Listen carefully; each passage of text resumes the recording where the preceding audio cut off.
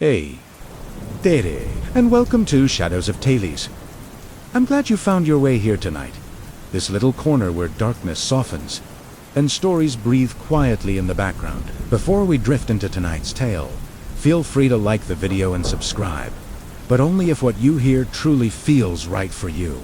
Your comfort matters more than anything else. If you'd like, share in the comments where you're watching from and what time the night found you. I love seeing how our growing community gathers from so many different places. It's a reminder that even in silence, we're connected. I hope you'll allow this video to accompany you for a while. Every story here is shaped to ease your thoughts, soothe your mind, and guide you gently into the late hours with a touch of mystery and calm. So go ahead, lower the lights, make yourself comfortable, take a slow breath, let the noise of the day melt away. And now, let's step into tonight's story together.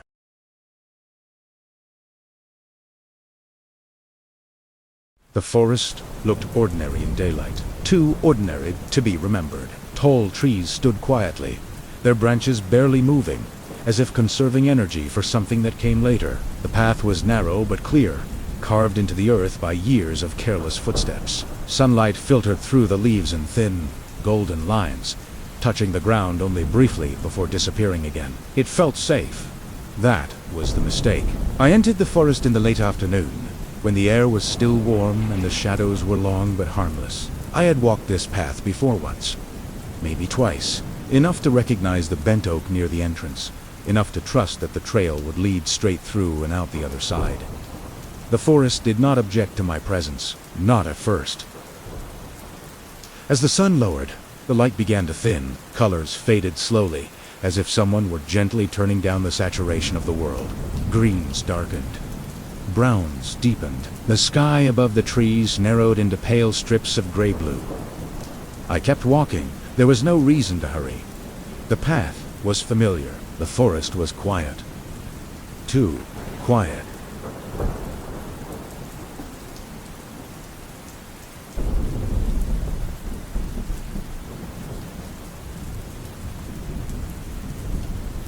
Night settled gently, carefully, like it was trying not to wake something. I stopped walking when I realized I could no longer hear my footsteps. The ground was still beneath my boots, but the sound was gone.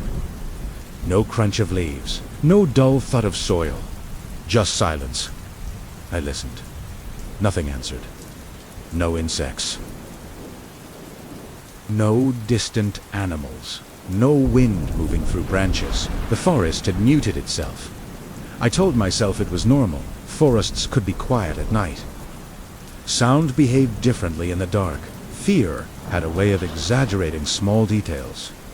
So I continued forward. After a few minutes, I noticed the first inconsistency. A tree stood beside the pathic trunk, low scar on its bark, shaped like a long vertical wound. I remembered it clearly. I had brushed my hand against it when I passed earlier. Now it was in front of me again. Primera, slow down. The path ahead curved slightly, but the tree was unmistakable. Same scar, same knot near the roots, even the same broken branch leaning against its side. I stopped completely this time. That wasn't possible. I turned around. The path behind me looked different. It was still there, still narrow and worn, but it leaned in another direction, bending between trees that hadn't been there before. The oak near the entrance was gone. In its place stood younger trees, their trunks thinner, closer together, like they were closing ranks. A strange calm settled over me. Not relief, not panic. Something colder. I chose a direction and walked. The forest did not resist. It allowed me to pass, branches lifting just enough to clear my shoulders. Leaves brushed against my jacket softly, almost carefully. 10 minutes later, I reached a rock formation near the edge of the path. I recognized it immediately. I had rested there once, years ago. Sat down, drank water, checked the time. It was close to the exit. But the exit wasn't there. Only more trees. My breathing slowed. My thoughts became deliberate. The forest wasn't rearranging itself randomly. It was responding. Each time I chose a direction, the space behind me changed. Paths curved when I wasn't looking. Trees leaned closer together after I passed them. The forest didn't block me, it redirected me. I tried to retrace my steps. The moment I turned around, the path narrowed. Roots surfaced from the soil, forcing my feet into careful placement. Branches lowered, brushing against my hair, my shoulders, my face. It felt intentional, as if the forest preferred me moving forward. That was when I heard it. A footstep, not mine. I froze. The sound stopped immediately. I waited, counted my breaths, listened. Silence. I took one step. Behind me, another step followed. Same rhythm, same distance. I didn't turn around. Somewhere deep inside, a thought surfaced, quiet, steady, certain. The forest does not get lost at night. People do. I walked faster, then slower, testing it. Each change was mirrored behind me. Always one step, never closer, never farther. When midnight arrived, the forest changed again. A faint light appeared ahead. Not moonlight, not stars. It hovered low, pale and steady, just beyond the trees. Hope surged before I could stop it. I moved toward the light. The forest opened slightly, granting me a clearer path. The ground smoothed beneath my feet. The branches lifted higher. The light drifted forward as I approached. When I stopped, it stopped. When I walked, it moved. Understanding arrived too late. The forest wasn't changing its directions. It was changing me. And somewhere behind me, something took another step forward. The footsteps stopped. When I stopped, I stood there in the middle of the path, if it could still be called a path, counting my breaths, afraid that any sudden movement might invite something closer than I was ready to understand. One breath, two. The forest remained perfectly still. Slowly, I turned my head just enough to see the edge of the trees behind me. There was no one there. No shape, no outline pretending to be human on Lee. Tatha, or what the forest now claimed, was one. It curved sharply to the right, disappearing between trees I did not recognize. Their trunks were thinner here. Closer together, their branches woven so tightly overhead that the sky was reduced to narrow cracks of darkness. I knew with a certainty that felt placed inside me that this path had not existed before. The forest had finished learning. I moved forward. The air grew colder with each step, not in temperature, but in intention. My breath felt louder than it should have been, as if the forest were listening carefully, measuring the rhythm of my lungs. I noticed then that my sense of direction was gone, not confused, absent. North, south, left, right, those ideas no longer applied. The forest had removed them, replacing them with something simpler. Forward, stop. Wait. I followed the first. After what felt like a long time, the trees began to thin. The path opened into a small clearing, perfectly round, as though cut deliberately from the forest. The ground was bare earth, smooth and dark, untouched by leaves. In the center stood a wooden sign. It was old, weathered, its surface cracked with age. There was writing carved into it, shallow but deliberate. I stepped closer to read it. You have walked far enough. The letters were uneven, as if carved by many different hands over a long time. I looked around the clearing. There were no other paths leading out, only the one I had come from. I turned to face it and felt my stomach drop. The opening between the trees had closed. Branches had bent inward, their ends overlapping, forming a wall of wood and shadow where the path had been moments ago. The forest had made its decision. A sound echoed through the clearing. Not a footstep this time. Breathing. Slow. Measured.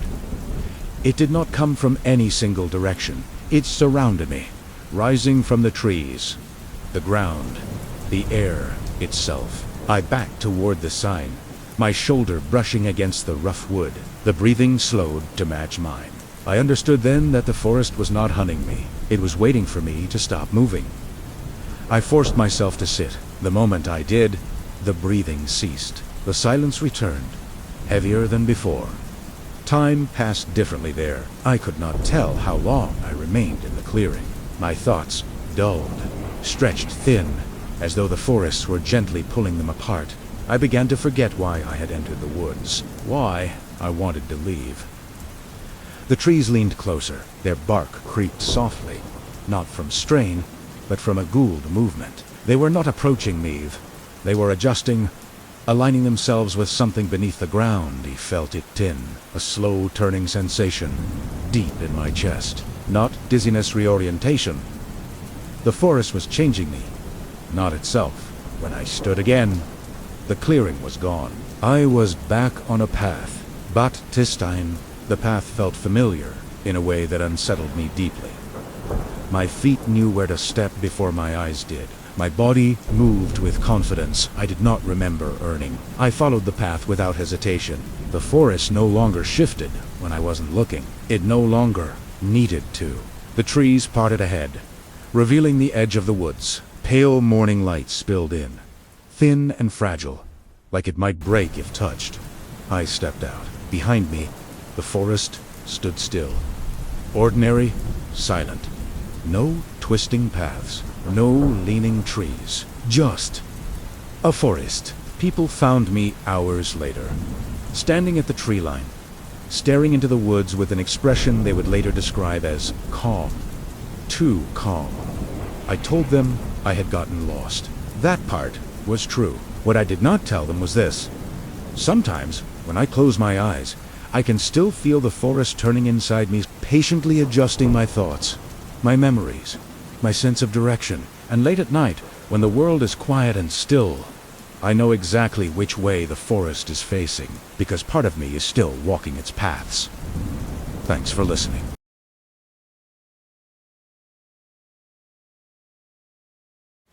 There was nothing strange about the tree at first. It stood at the edge of the forest, where the grass thinned and the soil darkened, as if it could undecide whether it still belonged to the open land, or had already surrendered to the woods. It was tall, older than most of the trees around it, its branches spreading wide in a way that suggested patience more than strength. I probably wouldn't have noticed it at all if it weren't for the absence. No matter where the sun stood in the sky, the tree cast no shadow. At noon, when shadows shrink to hide beneath their owners, the ground around the tree remained evenly lit.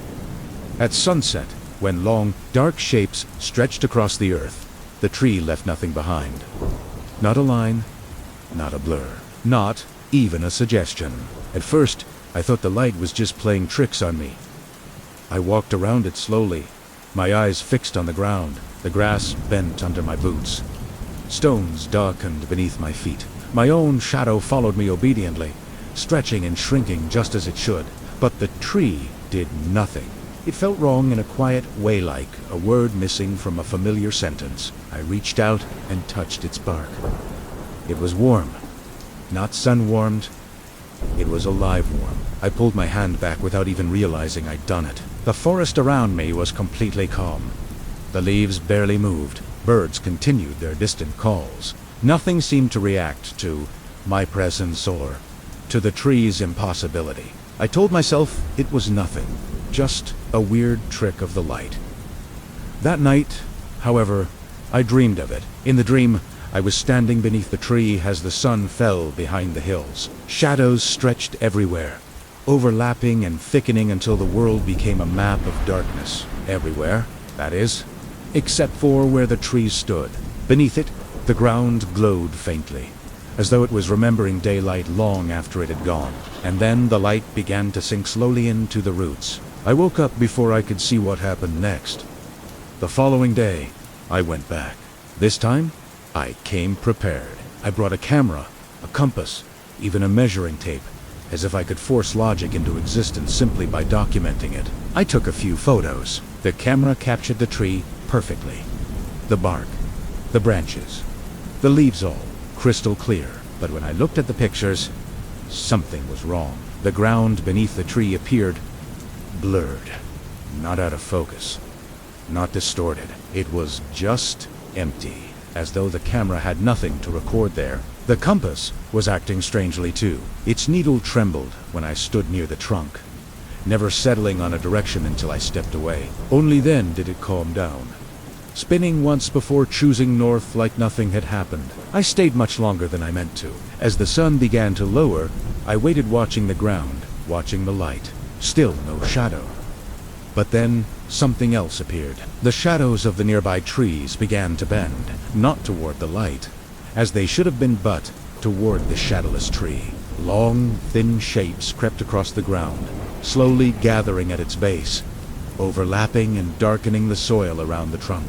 The tree itself remained untouched by darkness. I took a step back. The air felt thicker here, heavier than in the rest of the forest, as if sound and light both struggled to move freely. My own breathing sounded distant, delayed. It was then that I realized the tree wasn't rejecting shadows, it was drawing them in. That night, I heard it for the first time, a sound like bark shifting, like roots adjusting deep beneath the soil. It wasn't loud. It wasn't aggressive. It was just active. I stood at my window, looking toward the forest line, unable to see the tree, but absolutely certain it was aware of me. The darkness outside felt uneven, deeper in some places than others. I slept poorly that night. In my dreams, shadows moved without their owners. They slid across the walls, gathered in corners, and pooled beneath doorways. Every shadow seemed to be traveling in the same direction. Toward the forest. Toward the tree. When I returned the next morning, the grass around the trunk was darker, pressed flat in wide circles, as if something incredibly heavy had rested there overnight. I placed my hand against the bark again. This time, it pulsed. Slowly. Deliberately. Like a heartbeat. I should have left then. I should have turned around and never come back. Instead, I leaned closer, and for the briefest moment, I thought I saw something move within the wood itself. Long, narrow shapes shifting just beneath the surface, rearranging themselves as if they were making room for something new. The trees still cast no shadow, but as I stepped away, I noticed something new. Mine was gone, too. The footsteps stopped when I stopped. I stood there in the middle of the path, if it could still be called a path, counting my breaths, afraid that any sudden movement might invite something closer than I was ready to understand. One breath. Two. The forest remained perfectly still. Slowly, I turned my head just enough to see the edge of the trees behind me. There was no one there. No shape. No outline pretending to be human on me. Tatha, or what the forest now claimed, was one. It curved sharply to the right, disappearing between trees I did not recognize. Their trunks were thinner here. Closer together, their branches woven so tightly overhead that the sky was reduced to narrow cracks of darkness. I knew with a certainty that felt placed inside me that this path had not existed before. The forest had finished learning. I moved forward. The air grew colder with each step, not in temperature, but in intention. My breath felt louder than it should have been, as if the forest were listening carefully, measuring the rhythm of my lungs. I noticed then that my sense of direction was gone, not confused, absent. North, south, left. Right, those ideas no longer applied. The forest had removed them, replacing them with something simpler. Forward. Stop. Wait. I followed the first. After what felt like a long time, the trees began to thin. The path opened into a small clearing, perfectly round, as though cut deliberately from the forest. The ground was bare earth, smooth and dark, untouched by leaves. In the center stood a wooden sign. It was old, weathered, its surface cracked with age. There was writing carved into it, shallow but deliberate. I stepped closer to read it. "You have walked far enough." The letters were uneven, as if carved by many different hands over a long time. I looked around the clearing. There were no other paths leading out, only the one I had come from. I turned to face it and felt my stomach drop. The opening between the trees had closed. Branches had bent inward, their ends overlapping, forming a wall of wood and shadow where the path had been moments ago. The forest had made its decision. A sound echoed through the clearing. Not a footstep this time. Breathing, slow, measured. It did not come from any single direction. It surrounded me, rising from the trees, the ground, the air itself. I backed toward the sign, my shoulder brushing against the rough wood. The breathing slowed to match mine. I understood then that the forest was not hunting me. It was waiting for me to stop moving. I forced myself to sit. The moment I did, the breathing ceased. The silence returned, heavier than before. Time passed differently there. I could not tell how long I remained in the clearing. My thoughts dulled, stretched thin, as though the forest were gently pulling them apart. I began to forget why I had entered the woods. Why? I wanted to leave. The trees leaned closer. Their bark creaked softly, not from strain, but from a jeweled movement. They were not approaching me, they were adjusting, aligning themselves with something beneath the ground. You felt it then. A slow turning sensation deep in my chest. Not dizziness, reorientation. The forest was changing me, not itself. When I stood again, the clearing was gone. I was back on a path. But this time the path felt familiar in a way that unsettled me deeply. My feet knew where to step before my eyes did. My body moved with confidence I did not remember earning. I followed the path without hesitation. The forest no longer shifted when I wasn't looking. It no longer needed to. The trees parted ahead, revealing the edge of the woods. Pale morning light spilled in, thin and fragile, like it might break if touched. I stepped out. Behind me, the forest stood still. Ordinary, silent. No twisting paths, no leaning trees. Just a forest. People found me hours later, standing at the tree line, staring into the woods with an expression they would later describe as calm. Too calm. I told them I had gotten lost. That part was true. What I did not tell them was this. Sometimes, when I close my eyes, I can still feel the forest turning inside me, patiently adjusting my thoughts, my memories, my sense of direction. And late at night, when the world is quiet and still, I know exactly which way the forest is facing, because part of me is still walking its paths.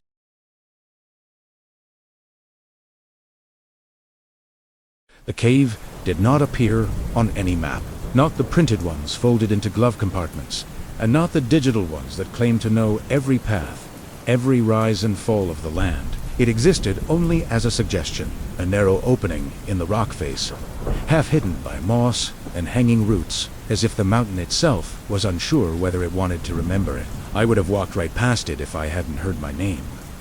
Softly, carefully, as though whoever spoke it was testing the sound.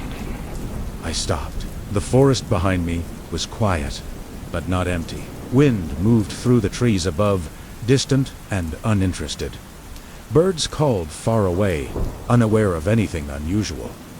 But the sound had come from the cave. I told myself it was an echo. A trick of sound carried through stone and air. That explanation felt thin, but it was enough to make me take one step closer. The cave breathed out cold air. Not a gust, just a steady exhale, damp and old, carrying the smell of stone and time.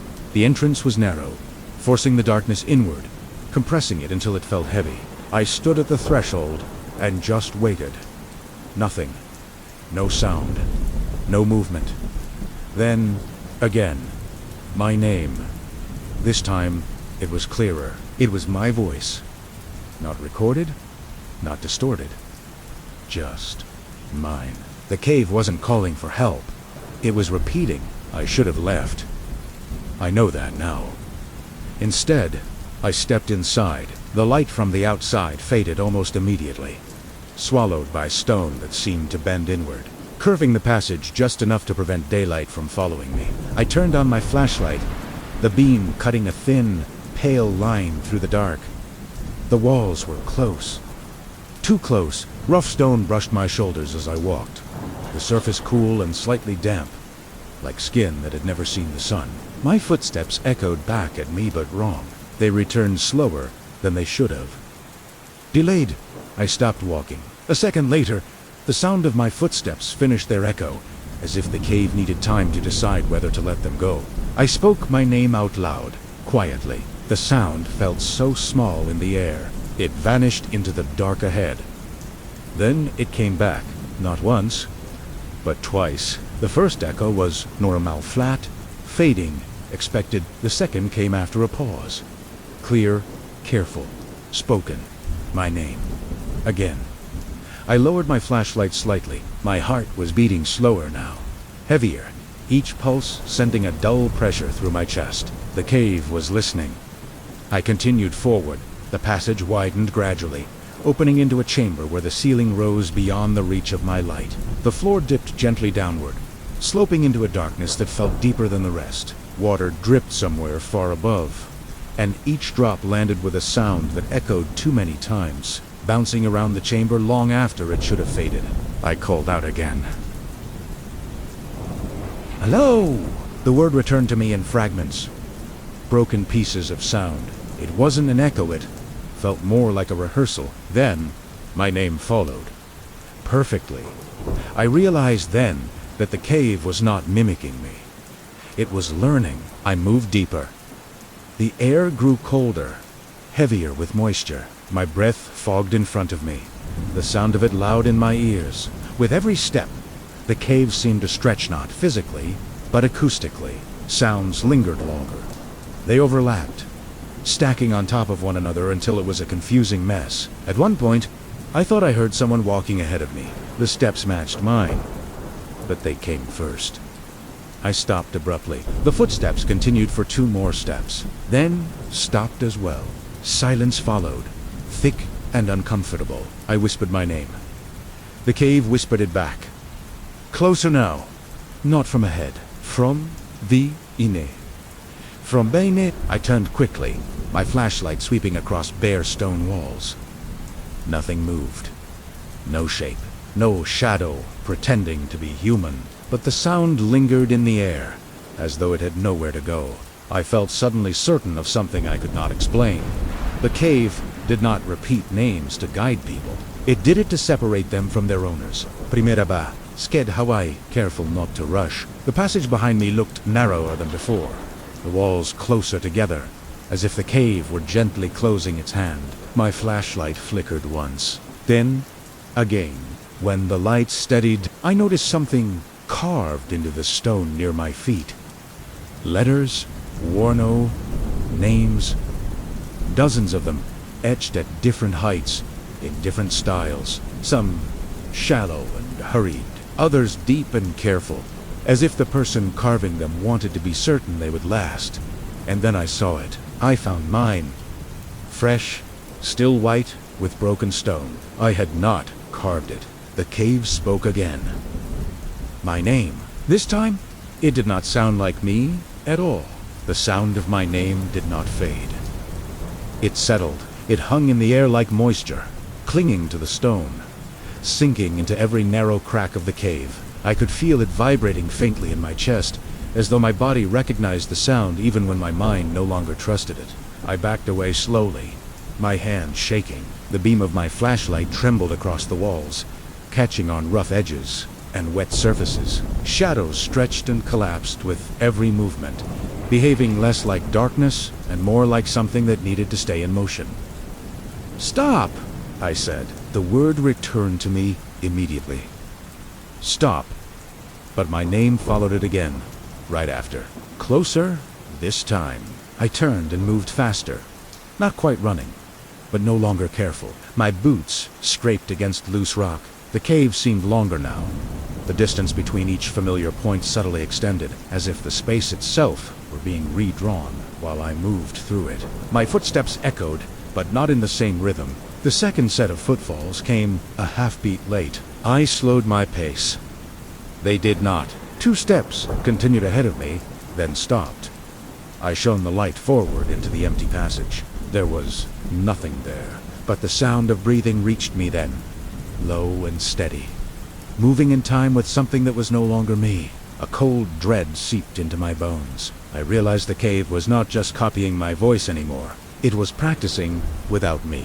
The carved names on the walls became more frequent as I pushed deeper into the tunnel. Some were crossed out violently, with deep, angry scratches. Others were circled, as if they were special. A few had been carved over again and again, the stone beneath them hollowed into shallow bowls from the repetition. Every name felt heavy to look at, as though reading them required some kind of permission I didn't have. When I reached the narrowest part of the passage, where the walls pressed in on either side, the cave spoke again. My name. But it didn't come from behind me this time. It came from my own mouth. I felt my lips move without instruction. My throat vibrated, shaping the sound carefully, deliberately, like a student repeating a difficult word. I tried to stop, to clamp my mouth shut, but the word finished forming anyway. The echo returned immediately, stronger and somehow pleased. The cave approved. Panic surged through me then, sharp and sudden. I ran.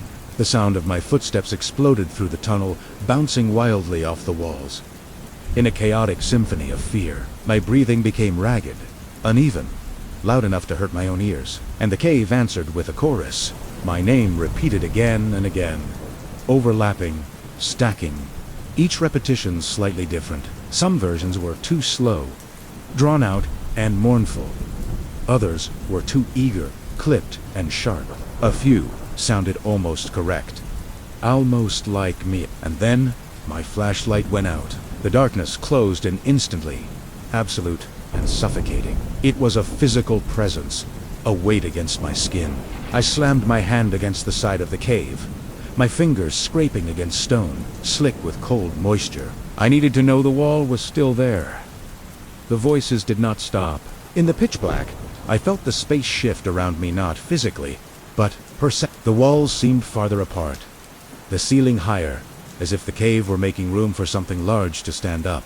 I squeezed my eyes shut, as though that could somehow make it darker, make it stop. When I opened them again, I could see.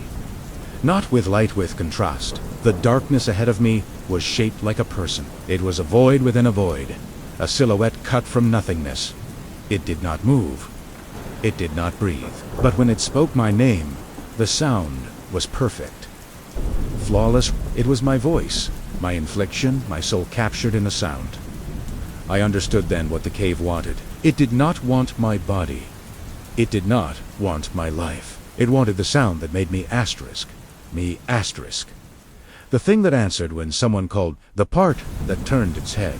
I dropped to my knees on the cold stone floor and pressed my hands over my ears, but it was useless. The sound came from inside now, vibrating through bone and thought, a part of my own consciousness. I whispered my name one last time, not as a response, but as a refusal, a final act of ownership.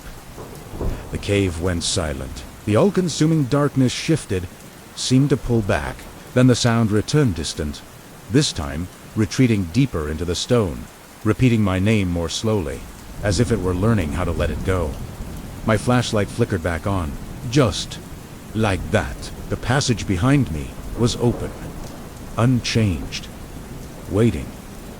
I did not hesitate. I ran until I saw daylight spill into the tunnel, a thin and fragile but real promise of escape. I burst out of the cave and into the forest, gasping, lungs burning, the sound of my own real, honest breathing overwhelming in its simple beauty. I stumbled a few more feet before collapsing onto the forest floor, surrounded by the familiar sights and smells of the living world. The cave stood behind me, quiet and unremarkable, its dark mouth giving away none of its secrets. It did not call my name again.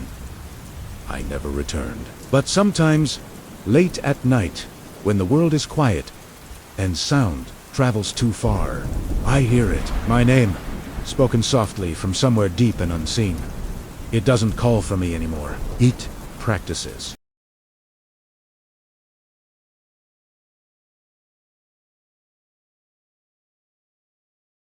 The forest felt alive that morning, but not in the way leaves tremble in the wind or birds sing in chorus. It was alive in a patient, calculating way. Every trunk, every branch, every shadowed curve of the undergrowth seemed to know where I would step next. It was an unsettling awareness, a feeling of being watched by something ancient and immense. I had heard the stories, of course, whispers in the village, Tylees told around crackling fires. Travelers who wandered too deep into these woods claimed the trees, noticed them, that they would follow silently, counting every footstep, every heartbeat, every breath drawn and released. Most dismissed it as superstition, the nervous ramblings of those lost in the dark.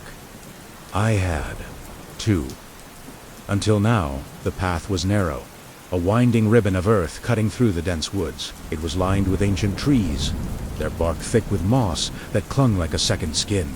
Their roots protruded from the ground like frozen hands, reaching into the soil and then curling back again, as if to trap something that had dared to walk too close. The air was still, heavy with the scent of damp earth and decaying leaves. At first, nothing seemed out of the ordinary. I walked slowly, taking my time, observing the way sunlight dappled the ground, listening to the gentle rustle of leaves overhead. It was peaceful in a way. I even found myself counting my own steps unconsciously. 1, 2, 3. A simple rhythm that settled my mind, a familiar beat against the unfamiliar silence. That's when I felt it. The first sign. A subtle shift in the world around me. The first tree I passed, a tall, gnarled birch, leaned slightly as I drew level with it. It wasn't a sudden movement, nothing you would notice at a glance, but it was enough to feel deliberate. I paused, my breath catching in my throat. I looked back. The tree stood perfectly still, as it always had. I told myself it was the wind, or just my imagination playing tricks on me. I took another step. The next tree, an old pine, did the same. A slow, almost imperceptible inclination towards me as I passed. I tried to convince myself I was seeing things, that my mind was creating patterns where there were none. Yet with every step I took, every single tree along the path leaned in its turn, as though marking me, taking note of my passage. I remembered the old tales then, the words of the villagers echoing in my head. The trees count everyone who passes between them, they said. Step wrong, and the forest will know. A nervous laugh escaped my lips. Rationality had no place here, but I tried to cling to it anyway. It was impossible. Trees don't move. They don't count. I pushed the thought away and continued walking, but the feeling wouldn't leave. Step by step, the subtle tilts and leans of the trees created a rhythm, a sequence I could feel more than see. It was like walking through a silent, live-in abacus. The forest was keeping score, quietly, invisibly. I couldn't see any numbers, but I could feel the weight of each count pressing against me, a silent pressure building with every footfall. Minutes passed, or maybe it was hours. Time had no meaning here, in this place of silent observation. The only measure was movement, my own forward progress through this living, breathing equation. Up ahead, a much larger tree appeared, a massive oak, its trunk split long ago, forming a natural, weathered archway over the path. Beneath it, the path widened slightly. An invitation. I paused just before it, a sudden, cold touch of unease prickling my skin. The counting had stopped, the leaning, the tilting, the silent acknowledgement of my presence. It was gone. The forest was still, but it was a different kind of stillness now. It felt like it had shifted its attention, like it was holding its breath. I took a hesitant step, and then another, passing through the arch of the ancient oak. Immediately, the air thickened. It wasn't a change in humidity. It felt intentional, as though the space itself was aware of my passing, closing in around me. The leaves above me rustled softly, brushing against each other without a hint of wind. Shadows on the ground seemed to form shaped strange lines, sharp angles that weren't there a moment before. Then I heard it. A sound so soft, it was almost imperceptible. A faint clicking, like small stones tapping lightly against one another. It came from all around, from the trees, from the ground, from the very air. With each step I took, the forest responded with another click. 1, 2, 3. It was a new count, more distinct than the silent leaning. I realized then that the forest was not just observing me, it was actively marking me, recording every single step I made. My heart began to pound in my chest. I tried to quicken my pace, breaking into a brisk walk, but the clicks followed, persistent, patient, faster, closer. The rhythm became a heartbeat, echoing not just in the forest, but in my own chest, a terrifying synchronicity. I couldn't escape it. In a moment of panic, I stepped off the path, plunging into the dense undergrowth. The clicking stopped instantly. The silence that followed was deafening, charged with a waiting tension. I held my breath, listening. Nothing. Slowly, I stepped back onto the path. The clicks resumed at once, but this time they were more urgent, impatient, like a teacher correcting a student who had forgotten the lesson. The message was clear. Stay on the path. Follow the rules. I stopped moving altogether, standing frozen in the middle of the trail. The forest waited. For what? I did not know. The silence stretched on, a heavy blanket of anticipation. Then the sun shifted, a sliver of light breaking through the canopy, falling differently between the trees. The shadows on the ground moved, stretching and twisting. One of the shadows stretched unnaturally, long and thin, detaching itself from the others. I recognized its shape immediately. It was mine, but it did not align with my body. It lingered behind a tree, then another, moving slowly, counting silently, mirroring every step I had taken since I entered this part of the woods. It was retracing my journey, a dark echo of my presence. The forest was patient. It did not need to act quickly. It only needed to notice and to remember. I understood then that leaving would not be as simple as turning around and walking back. I had entered a system far older than memory, a place with its own unbreakable logic, a system that could measure, weigh, and record each visitor, one step at a time. And I knew, somewhere deep in the heart of this ancient forest, the trees were whispering to each other, not with leaves, or wind, or the creak of bark. They were whispering with numbers, with quiet, relentless calculation, and I was being added to the tally. My journey wasn't over, it had just been recorded. And now, the forest would decide what to do with the sun. I stood frozen beneath the arch of the massive oak, my heart beating in a rhythm that matched the faint clicks echoing through the forest. Each step I had taken was now a record, etched invisibly into the tree trunks, the moss-covered roots, and the very soil beneath my boots. The forest knew me, and in that moment, I realized I could not turn back. The path behind me was no longer the same. Trees had shifted subtly, their branches leaning in to obscure the way I had come. I had passed this very section only moments ago, yet now it seemed completely unfamiliar. The forest was rewriting itself, adjusting its own geography to ensure it kept a perfect tally of my progress. Every step forward now felt heavy, measured. The forest no longer needed to move its trees to signal it was counting. I could feel it in the air, a quiet, insistent pressure against me, a gentle force nudging me along the path it had chosen. So I continued, cautiously, my ears straining to hear each click. They came steadily, methodically, marking every single movement. Step, click, step, click. It was as if the forest itself had become a living metronome, keeping an unwavering track of every action I performed. The undergrowth thickened around me. Gnarled roots and tangled vines twisted across the path, creating natural barriers that I couldn't ignore. Each time I touched one, a faint vibration ran through the ground beneath my feet. The forest was recording my touch, my weight, the very rhythm of my steps. I had entered a space that observed every detail, a silent, precise, and infinitely patient observer. I glanced to my side. A tree leaned slightly toward me, its shadow stretching unnaturally long in the dim, filtered light. It was watching not with eyes, but with an undeniable presence. I could feel the weight of its attention, the constant pressure of an unseen awareness. I had been counted, that much was clear, but I was still under observation.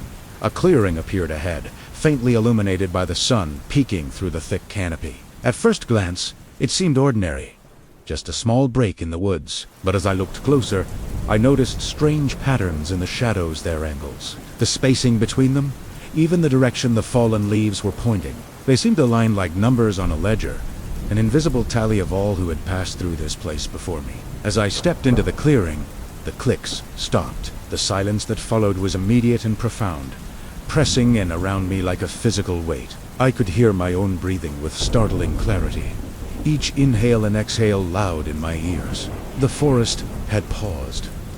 It was waiting for me to act. Then, a new sound joined my own breath. It wasn't loud, not at first, but it was layered like countless voices, all counting simultaneously. A soft chorus of whispers, just at the edge of hearing. I realized with a sudden, cold shock. The forest was not just counting my steps, it was counting me. Every movement, every pause, every moment of hesitation. Each footfall was registered, recorded, and remembered. I forced myself to move again, my legs feeling like lead. I walked slowly, deliberately. Step, click, step, click. The rhythm was mine, and yet it wasn't. I was both the observer and the observed, caught in a system far older and more complex than I could possibly comprehend. The path twisted sharply, leading me toward a cluster of ancient trees whose trunks were gnarled and split with age. Shadows pooled beneath them, unnaturally dark and thick. Growing deeper as I approached, I knew, somehow, that the tally was near completion. The forest was almost done counting. I paused at the edge of the shadowed grove, a wave of understanding washing over me. I realized what awaited me. The trees were not just recording steps, they were weighing intent, measuring presence, determining significance. Each pause, each misstep, each flicker of hesitation was noted and added to the count. I took a deep breath and stepped forward into the shadows. They shifted slightly in response, aligning with my stride, as if the forest was finally satisfied. The clicks resumed, but now they were faster, more urgent, marking the final steps of my journey. The weight of countless Azar, the profound absence of them pressed upon me from all sides. Then, the forest exhaled. The path ahead opened fully, transforming into an ordinary trail, sunlit and quiet. The tally was complete. I was acknowledged. The trees had counted me, every step, every breath, every moment. And now I could leave. I did not look back, even as I walked out into the open land beyond the woods. I could still feel the counting, a quiet hum vibrating up from the ground beneath my feet. It was a permanent reminder that the forest remembers, that the trees do not forget. And somewhere, in the spaces between the trunks and the shadows, the tally waits, patiently, for the next visitor.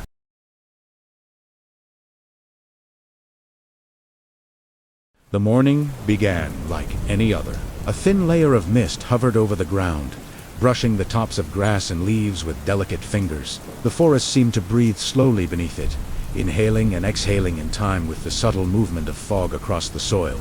I had wandered far from the main trail, seeking solitude, the quiet of untouched woods. My boots sank slightly into damp earth, each step sending a tiny splash of mist into the air. The trees loomed tall, their trunks fading into gray vapor as it thickened with every pace. I was just looking for a moment of peace, a break from the noise of the world, the kind of silence you can only find when you're truly alone, deep in nature. Then primera sa, W Italiano. A path. A path. It was faint at first, barely more than a suggestion. A darker line in the pale mist, winding between the trees as though it had always been there, waiting for someone to notice. I paused, uncertain. Paths did not appear overnight, especially not here, deep in the forest. I knew these woods. I'd walked them for years. There was no path here, yet this one was tangible, present. A silent invitation, driven by a curiosity I couldn't explain. I stepped onto it. The moment my foot touched the strange new ground, the fog swallowed the world around me. Shapes blurred. The sturdy, familiar branches of the oaks and pines seemed to twist into unnatural forms. All sounds became muted. The wind no longer whispered through the leaves. The birds had ceased their morning calls. The entire forest fell silent. I could hear only my own steps, and the soft, thudding pulse of my own heart. The path curved ahead, a dark ribbon unfurling into the white unknown, and I followed. The mist thickened as I walked, coating my eyelashes with moisture and dampening the tips of my fingers until they felt numb. I realized I could no longer see the trees clearly, only their immense shadows stretching vaguely through the gray haze, like ancient giants watching me pass. Minutes passed, or perhaps it was hours. Time had little meaning in this mist-filled world. The path remained clear beneath my feet, yet it seemed to move forward in a way that was almost deliberate, as if it was leading me, pulling me along. I could not see the end, nor could I remember where I had begun. The forest behind me was gone, erased by the fog. A flicker of unease turned into a cold knot in my stomach.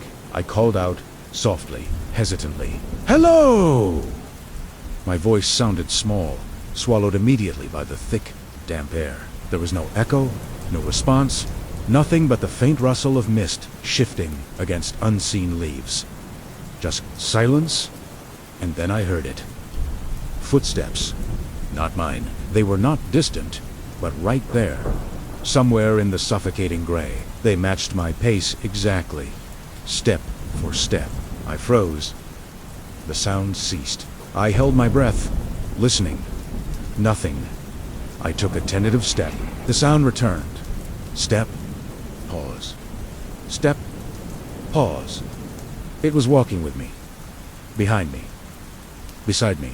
Somewhere, just beyond the edge of my vision, panic began to bubble up, hot and sharp. I forced myself to keep moving, faster now.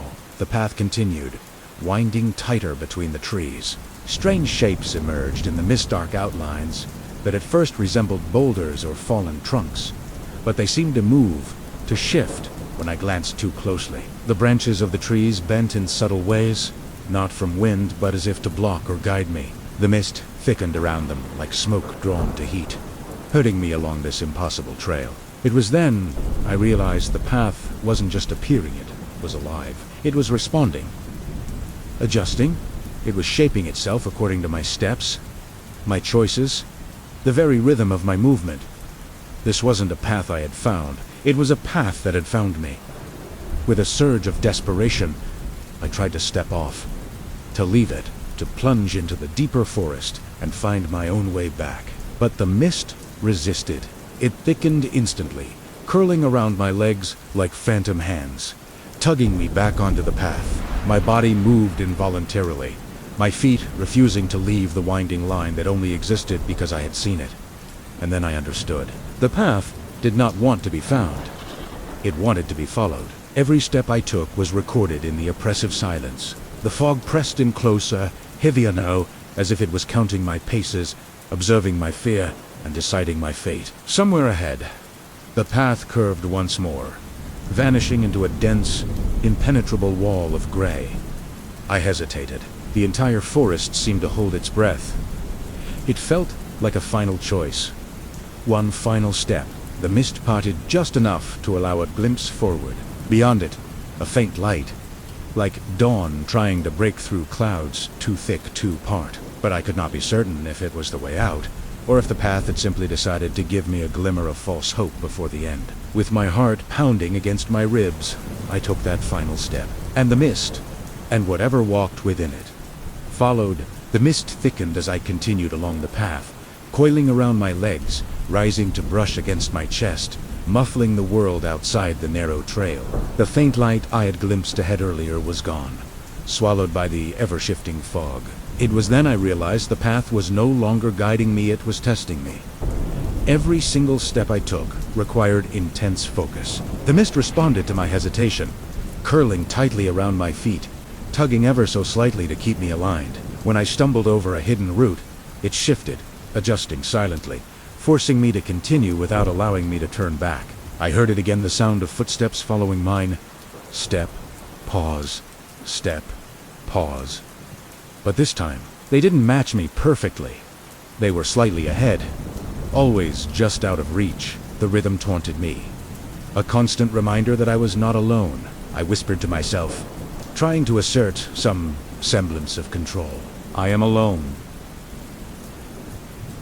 The fog laughed back softly, almost a whisper of air, brushing my ear, carrying a sound that resembled my own voice, but wrong, altered, echoed, deliberate. I pressed on, my heart a frantic drum against my ribs. The trees along the path became denser, leaning inward as if to form a tunnel. Shadows appeared where no shadows should exist, stretching unnaturally, bending toward me, reaching. A deep chill rose along my spine, prickling the hairs on my arms. The mist was no longer simply fog, it was aware. Every time I glanced to the side, I caught glimpses of movement, shapes vague dark, impossibly thin slipping between the trees, always just beyond clear sight. When I blinked, they disappeared. When I focused, they shifted closer, mimicking my pace, adjusting silently to my movements. Hours or minutes, I could no longer tell past in a blur of gray. My footsteps became mechanical, almost automatic. The mist pressed against my skin, cold and wet, smelling of damp soil and ancient decay. The path wound endlessly, always appearing just ahead, and yet never leading to anything familiar. Then I heard it again. My name, soft at first, then clearer, unmistakable. The voice came from everywhere and nowhere at once, echoing through the fog, twisting back at me from the space between the trees. Follow, it seemed to whisper, a siren's call in the oppressive silence. Follow. I hesitated. My feet felt rooted to the spot. The path stretched forward, but the mist had thickened into a solid wall, obscuring everything beyond a few feet. The sound pressed closer. My name, repeated. Not malicious, not demanding, but patient, persistent, expectant. In that moment of terrifying clarity, I realized the truth. The path did not exist to lead me anywhere. It existed to hold me, to watch me, to meet. Each step I had taken, each pause, each fearful glance, it had recorded everything. And now the mist waited, watching for me to prove something I could not yet understand.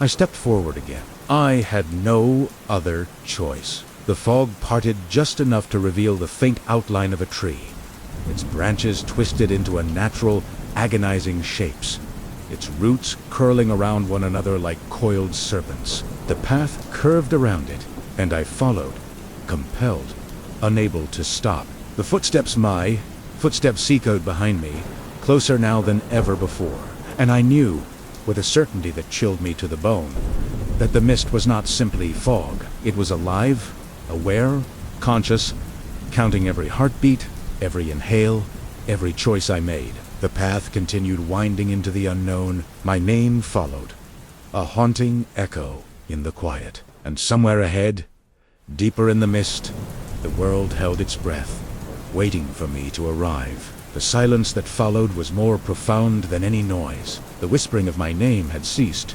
The phantom footsteps had faded, but the feeling of being watched intensified. The air grew heavy, thick with unspoken questions. What did this path want from me? What was the purpose of this trial? I was a prisoner in a maze, with no walls, only the ever-present, ever-shifting mist. The ground beneath my feet changed texture. It was no longer packed earth and stray leaves, but something smoother, colder. I knelt down, my hands sinking slightly into a soft, mossy carpet that seemed to pulse with a faint, internal luminescence. The light was barely perceptible, a soft green glow that seemed to breathe in time with my own heart. As my eyes adjusted, I saw that the moss covered everything: the path, the roots, the trunks of the gnarled trees. It created an ethereal, otherworldly glow, turning the suffocating gray into a landscape of muted emerald. The beauty of it was unsettling. It felt like a trap, a beautiful cage designed to lull me into a false sense of security. But what choice did I have but to continue? Standing still felt like surrender, and turning back was impossible. The path behind me had vanished, swallowed by the fog as soon as I passed. So primera while kept on my boots, sinking slightly into the glowing moss, leaving temporary dark prints that quickly filled back in with light. The air began to carry a new scent, overpowering the smell of decay. It was sweet, like night-blooming jasmine, but with an undercurrent of something metallic, like fresh blood. The combination made my stomach churn. The path began to widen, and the trees, once leaning in claustrophobically, now stood back, their moss-covered forms like silent sentinels in the gloom. They watched me pass, their twisted branches like arms frozen in gestures of warning or welcome, I couldn't tell which. In the distance, a new sound began to emerge from the silence. It wasn't footsteps, nor was it my name. It was a low hum, a resonant frequency that vibrated through the soles of my feet and up into my chest. It was a sound of immense power, ancient, and patient. The hum grew louder with every step. The sweet, cloying scent intensifying. I rounded a sharp bend in the path and stopped dead. Before me was a clearing. The moss here glowed brighter than anywhere else, casting the entire space in a vivid green light. In the center of the clearing stood a single, massive stone archway. It was carved from a rock so black it seemed to drink the light around it, and its surface was covered in intricate carvings that swirled and writhed like living things. The archway led to nothing but a wall of impenetrable, swirling mist thicker and darker than any eye had yet encountered. The hum emanated from it, a deep, resonant thrum that made the very air tremble. This was it. The destination, the focal point of this entire journey. It was not a place of rescue or escape, but a gateway. The whispers returned, but not just my name anymore. It was a chorus of voices, overlapping, ancient and young, male and female, all murmuring in a language I didn't understand yet somehow felt I knew. They weren't speaking to me, but about me. They were deliberating, judging. The path had brought me here to be evaluated. The thought sent a fresh wave of fear through me, colder and sharper than before. I had walked the path. I had followed the whispers. I had faced the shadows. And now, I stood before the final test. My body moved on its own accord. One step, then another, drawing me closer to the humming archway. The air grew cold, and the sweet scent was now overwhelming, making me dizzy. The carvings on the stone seemed to move, shifting in the green light, their patterns rearranging into new, impossible shapes. I felt a tremendous pressure building around me, the weight of countless unseen eyes. The chorus of whispers grew louder, more urgent, converging into a single, powerful command that echoed not in the air, but inside my own mind. It was a single word, resonating with the hum of the archway. Decide? Decide what? To step through, to turn away. But there was nowhere to turn. The path behind me was gone. There was only the clearing, the arch, and the swirling darkness beyond it. This wasn't a choice between two options. It was a choice between action and oblivion. To stand here was to be consumed by the waiting mist. To step forward was to face whatever lay on the other side. My hand trembled as I lifted it, reaching out towards the cold, humming stone. The moment my fingertips brushed its surface, the world exploded. Not in sound, but in sensation. The hum surged through me, a torrent of energy and information. Images, memories, not my own. Feelings of ages past all flooded my mind in a fraction of a second. I saw the path being born from a single thought. I saw others who had walked it before me, some who failed, their forms dissolving into the fog, and a very few who had passed through the arch. The chorus of voices fell silent. The hum receded, leaving only the sound of my own ragged breath. The oppressive weight lifted. I was alone again, but the knowledge of what this place was now rested heavy within me. The path wasn't a test of strength or endurance. It was a test of will. A filter. The mist wasn't just aware. It was a consciousness, a guardian of the gateway. It sought not the strongest or the fastest, but those who would not break, those who would continue to choose, even when all choices seemed to lead to ruin. I looked at the archway, no longer with fear, but with a strange sense of understanding. It waited for me. The mist waited for me. The world beyond it waited for me. Taking a deep breath, I steadied myself. My choice was made the moment I took my first step onto this path. I stepped forward into the swirling darkness of the arch, ready for whatever came next.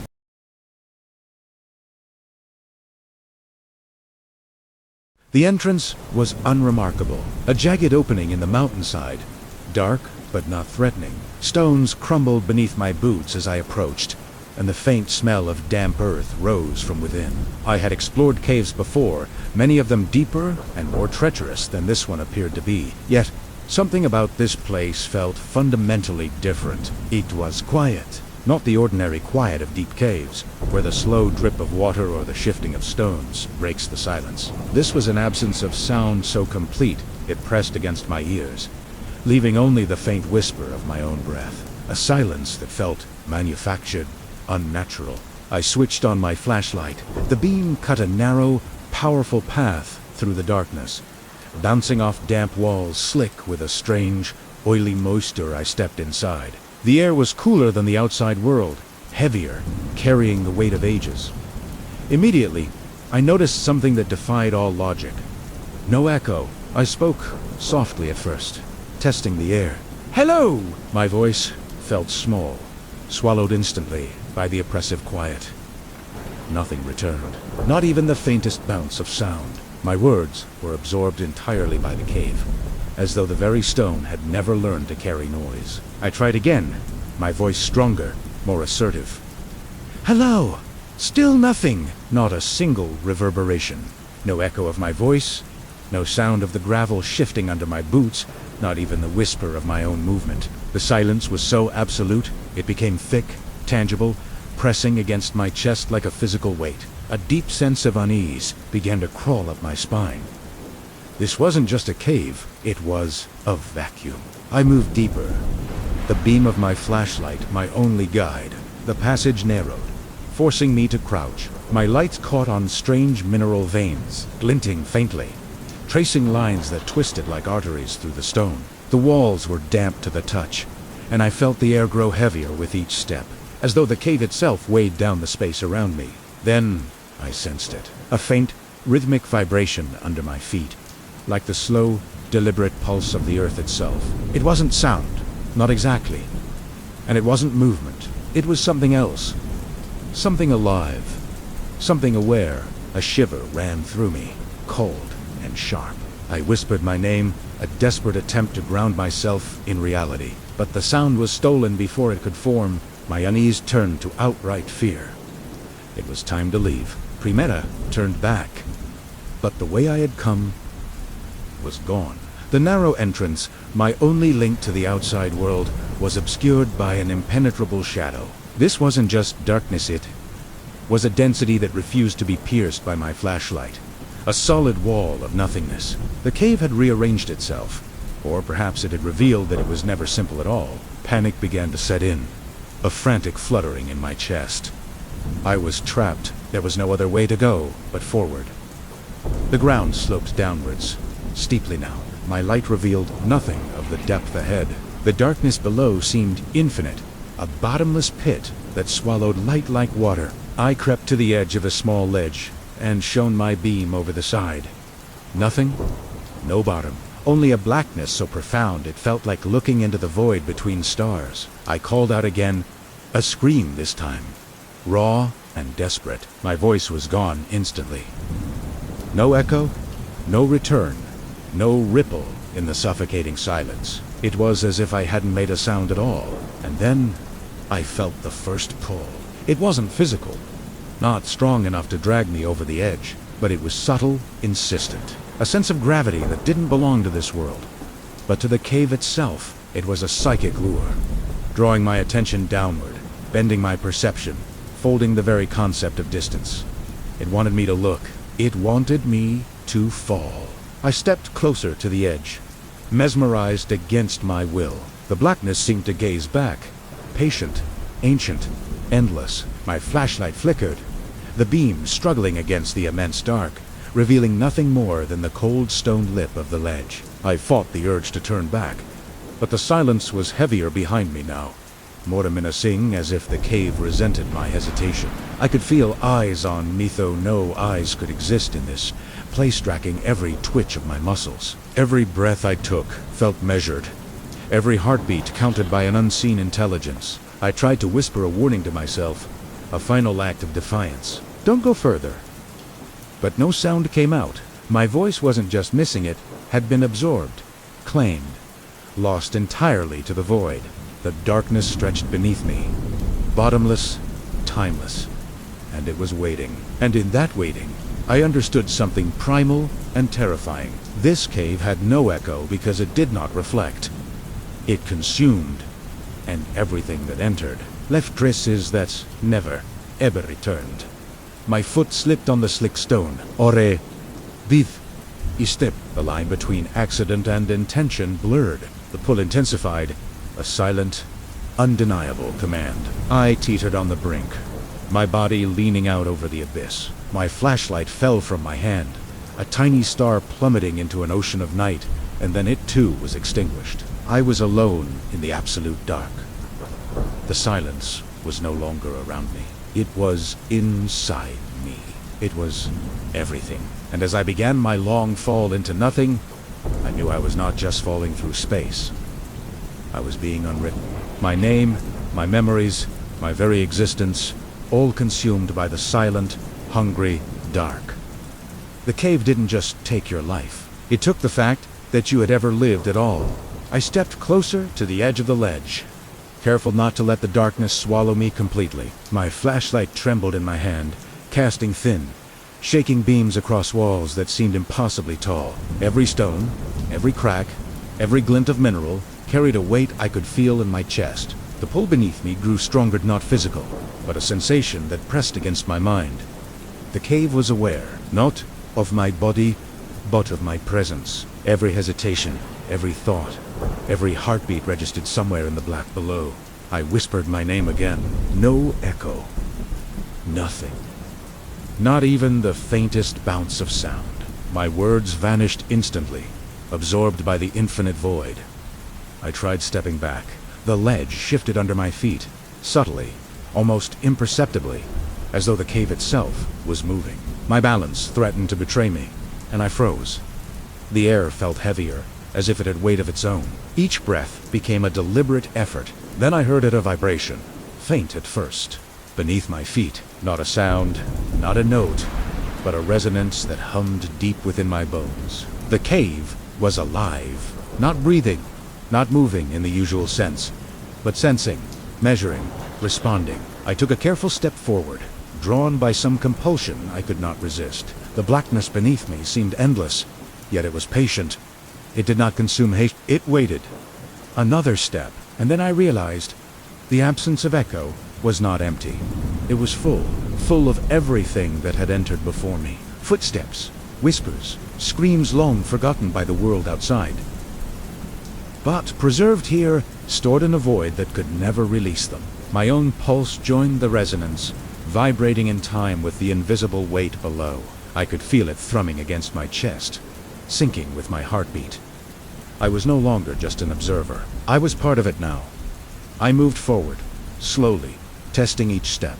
The ground sloped downward, deeper into blackness, and I followed, almost instinctively. The flashlight flickered, revealing nothing but shadows and the faint outline of the ledge under my boots. I whispered again, this time a plea. Let me leave. Still nothing. The cave did not respond. Not with words, not with sound, only the weight, the pressure, the knowledge that every moment I lingered was recorded, measured, accounted for. I glanced back once, toward the entrance. The light beyond was distant now, almost unreal. The cave had extended itself, reshaped the world behind me. My exit was no longer immediate. It existed only as a memory, fragile and fading. The pull beneath me intensified. A gentle tug at first, then firmer, insistent. Not physical, but undeniable. Every step I took forward seemed drawn not by gravity alone, but by the cave's awareness. It wanted something. Not me, not my body, but my presence. My acknowledgement, my sound. And I understood then, with a clarity that terrified me. The cave did not echo because it kept everything that entered it. Every sound, every step, every thought of in the act of fear itself was stored, folded into the infinite dark. I swallowed hard, stepping further into the abyss. The weight pressed on me, yet I could not resist. I was drawn into the void, becoming part of its memory, becoming another echo that would never return. The darkness waited, patient, endless, bottomless, and I walked forward. I continued my descent, the beam of my flashlight cutting a solitary path through the oppressive dark. The ledge had long since given way to a steady, downward-sloping floor. The stone underfoot was smooth, almost polished, as if worn down by countless souls who had walked this path before me. The air grew colder, but it wasn't a natural chill. It was a cold that seeped into my skin and settled in my bones, a cold that felt ancient and deliberate. The resonance I'd felt earlier was now a constant companion, a low thrum that seemed to emanate from the very rock I walked upon. It was a hum without sound, a vibration that communicated directly with my nerves. With every step, I felt more and more detached from the world I knew. The memory of sunlight, of open sky, of birdsong all felt like a story I'd read in a book, not something I had ever experienced. The cave was my reality now. This endless, silent, patient darkness. My flashlight beam caught something ahead. It wasn't a wall, or a turn in the path. It was an object. As I drew closer, its form became clearer. It was a boot. A single, old-fashioned hiking boot, lying on its side.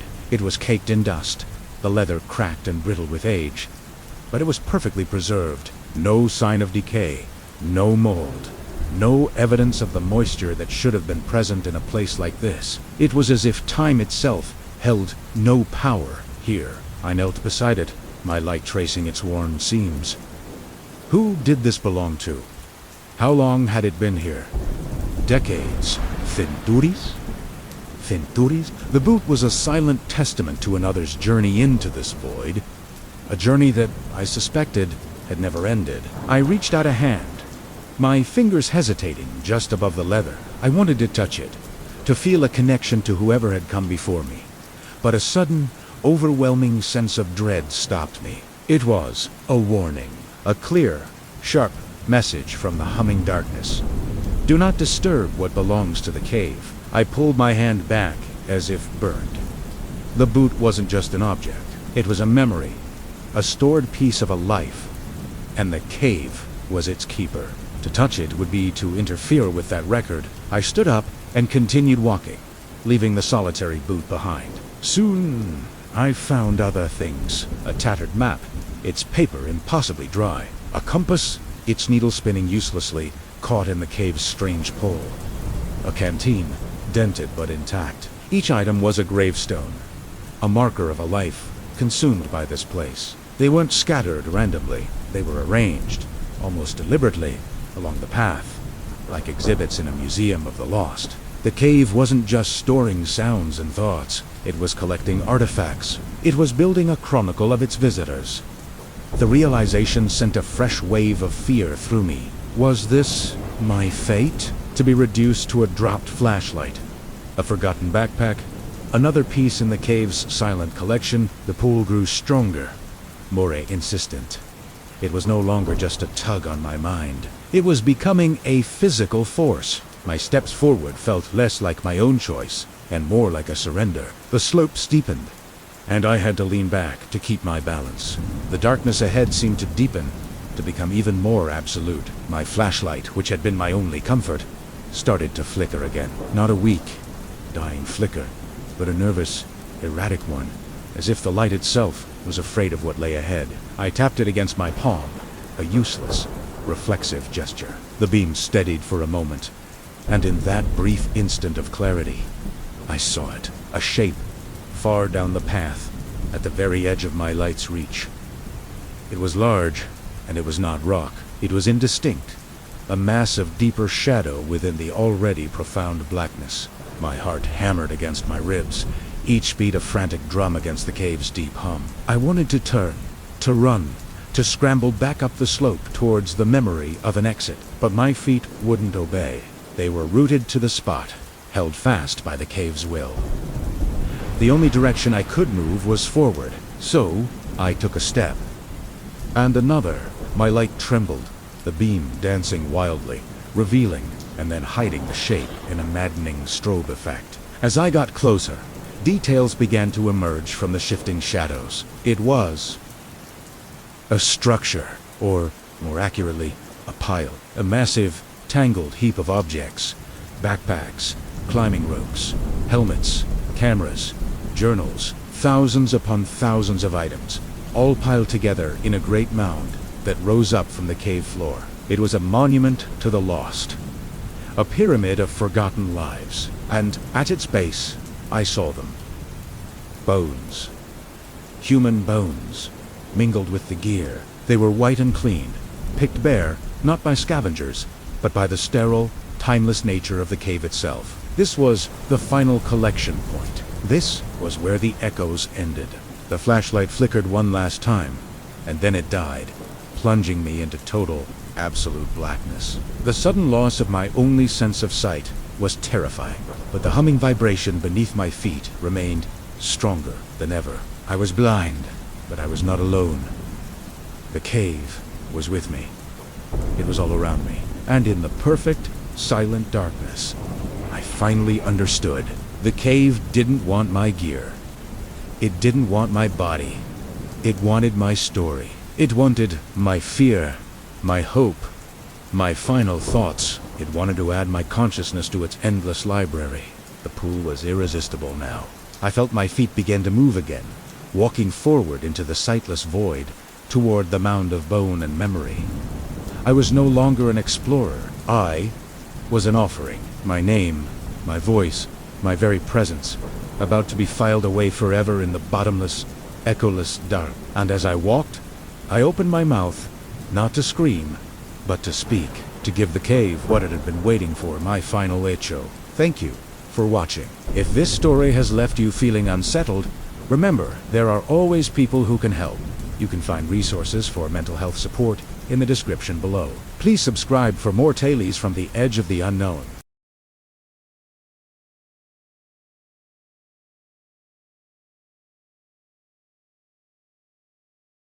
The forest was alive with silence. Not the kind of quiet that follows a heavy snowfall or the expectant hush just before dawn. This was something different. It was deliberate, absolute. Each leaf, every twig, and all the blades of grass seemed to conspire, absorbing every sound the moment it was born. My own footsteps vanished beneath me, leaving no trace. Even my breathing felt muted, as if swallowed by the dense, oppressive air. I had come here searching for something I couldn't quite name. Maybe it was simple curiosity, or perhaps the thrill of exploring the unknown. But within just a few moments, I understood that curiosity has a price. There were no birds singing, no wind whispering through the branches. Even the familiar rush of a distant stream was gone, completely erased from the landscape. The only sound left was the thudding of my own heart in my chest. It felt unnaturally loud, yet at the same time, strangely muffled. I stepped carefully along the narrow path that snaked its way through the ancient trees. Each step felt heavier than the one before it, as if the very ground was pulling me down. The forest seemed to respond to my movement by deepening its quiet. There was no echo, not even a lingering shadow of sound, just absence, a complete, oppressive absence that pressed in from all sides. I tried speaking, my voice soft and hesitant. Hello? The word just vanished. It didn't bounce back. It didn't fade away. It was simply gone. I tried again, this time louder, projecting my voice with more force. It hit the thick, heavy air, and disappeared instantly. The silence consumed it entirely, leaving no trace that it had ever existed. I could feel the words fading inside me, as though the very act of speaking was being erased from my memory. As I walked, I noticed the trees. They seemed to lean inward, just subtly, their branches brushing against each other in a soundless whisper. I could see their shapes shifting, aligning themselves in strange, deliberate patterns. It felt like the forest was aware of me, watching my every move, measuring my intrusion. My presence was being recorded, not by sound, but by the profound lack of it. The deeper I went, the colder and denser the air became. Each step was a conscious, measured effort. I looked down at the ground beneath my feet, a carpet of moss, dark soil, and fallen leaves. It all seemed to have softened, as if the forest was cushioning my passage while quietly cataloging my every step. And then I felt it. It wasn't a sound, not something you could hear with your ears. It was a pulse in the silence, a vibration, faint at first, almost imperceptible.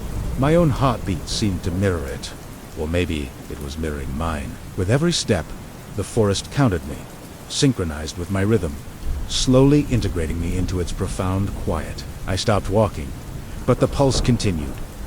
It was stronger now. I could feel a presence nearby, just beyond the edge of my sight. The shadows around me shifted and twisted, layering on top of each other. The forest was alive with them movements, so subtle they were almost invisible, yet I could feel their weight pressing in on me. I whispered my own name, just as a test.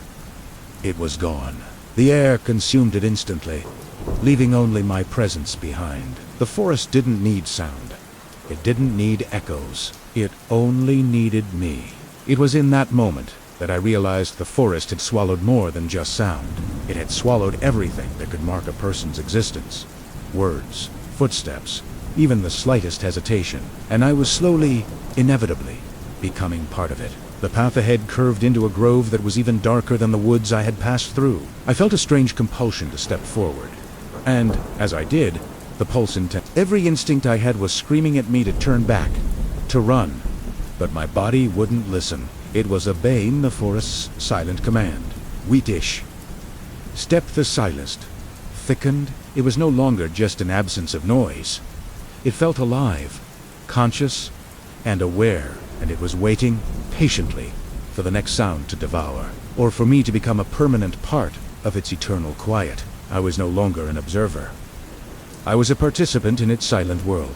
The path led on, and I followed, drawn deeper into the heart of the soundless woods. The air was now so thick, it felt like I was wading through water. The trees stood like silent sentinels, their branches forming a dense canopy that blocked out what little light remained. The world I knew, a world filled with the symphony of life, had been replaced by this void.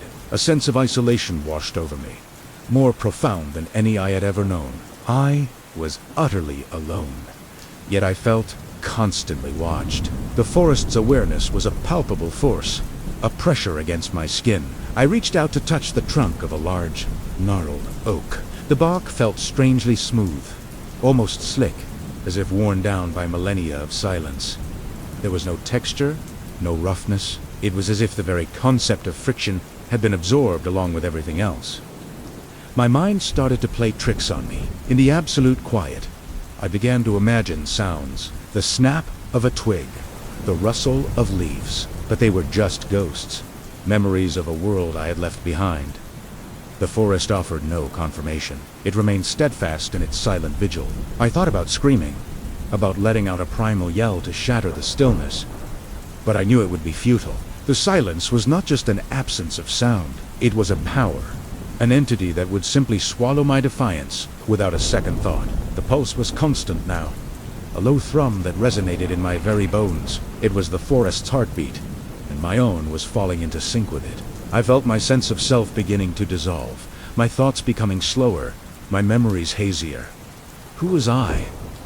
Why had I come here? The questions seemed less important with every passing moment. The forest was filling the spaces in my mind, replacing my identity with its own vast, silent consciousness. I looked ahead. The path seemed to end at a small clearing. In the center stood a single, ancient tree, larger and darker than all the others. Its branches twisted towards the sky like skeletal fingers, and the air around it was visibly distorted, shimmering as if under extreme heat.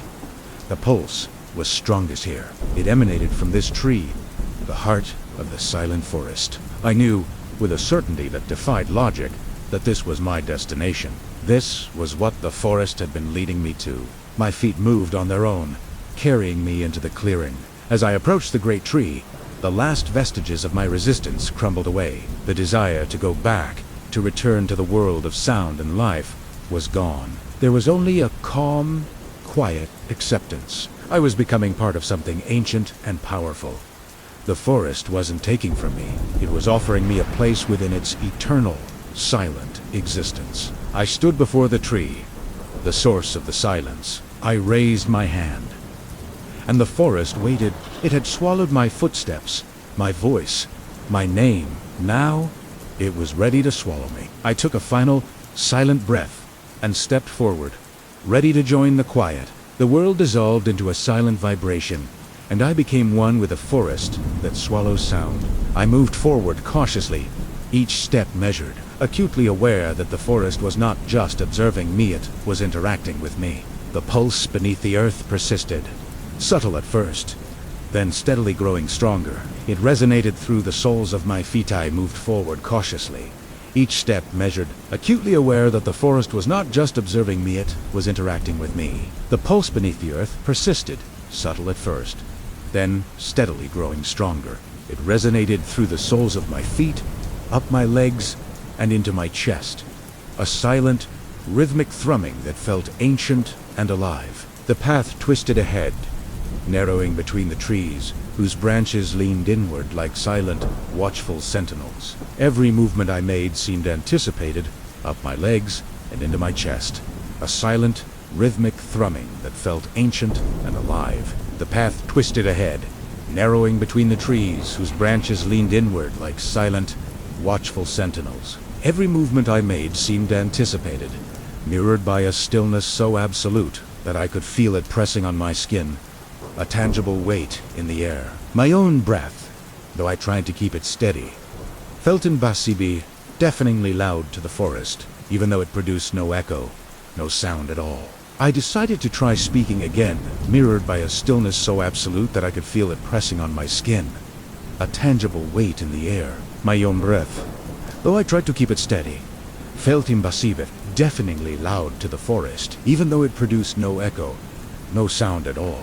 I decided to try speaking again, to break the oppressive quiet. My name as the words were swallowed instantly. They weren't delayed. They weren't muted. They simply ceased to exist, entirely, the moment they left my lips. A sudden, chilling awareness hit me. The forest did not just absorb sound, it erased it. It left, to break the oppressive quiet. My name as the words were swallowed instantly. They weren't delayed. They weren't muted. They simply ceased to exist entirely the moment they left my lips. A sudden, chilling awareness hit me. The forest did not just absorb sound, it erased it. It left no trace, no lingering vibration. Every utterance became nothing. The shadows around me began to shift. Not quickly, not violently, but with a deliberate, unsettling grace. One seemed to extend toward me, a tendril of darkness twisting with subtle intent. Another moved in parallel to my own path, maintaining a constant, no trace, no lingering vibration. Every utterance became nothing. The shadows around me began to shift, not quickly, not violently, but with a deliberate, unsettling grace. One seemed to extend toward me, a tendril of darkness twisting with subtle intent. Another moved in parallel to my own path, maintaining a constant, impossible distance, no matter how I moved. I realized the forest was marking my presence, even without sound.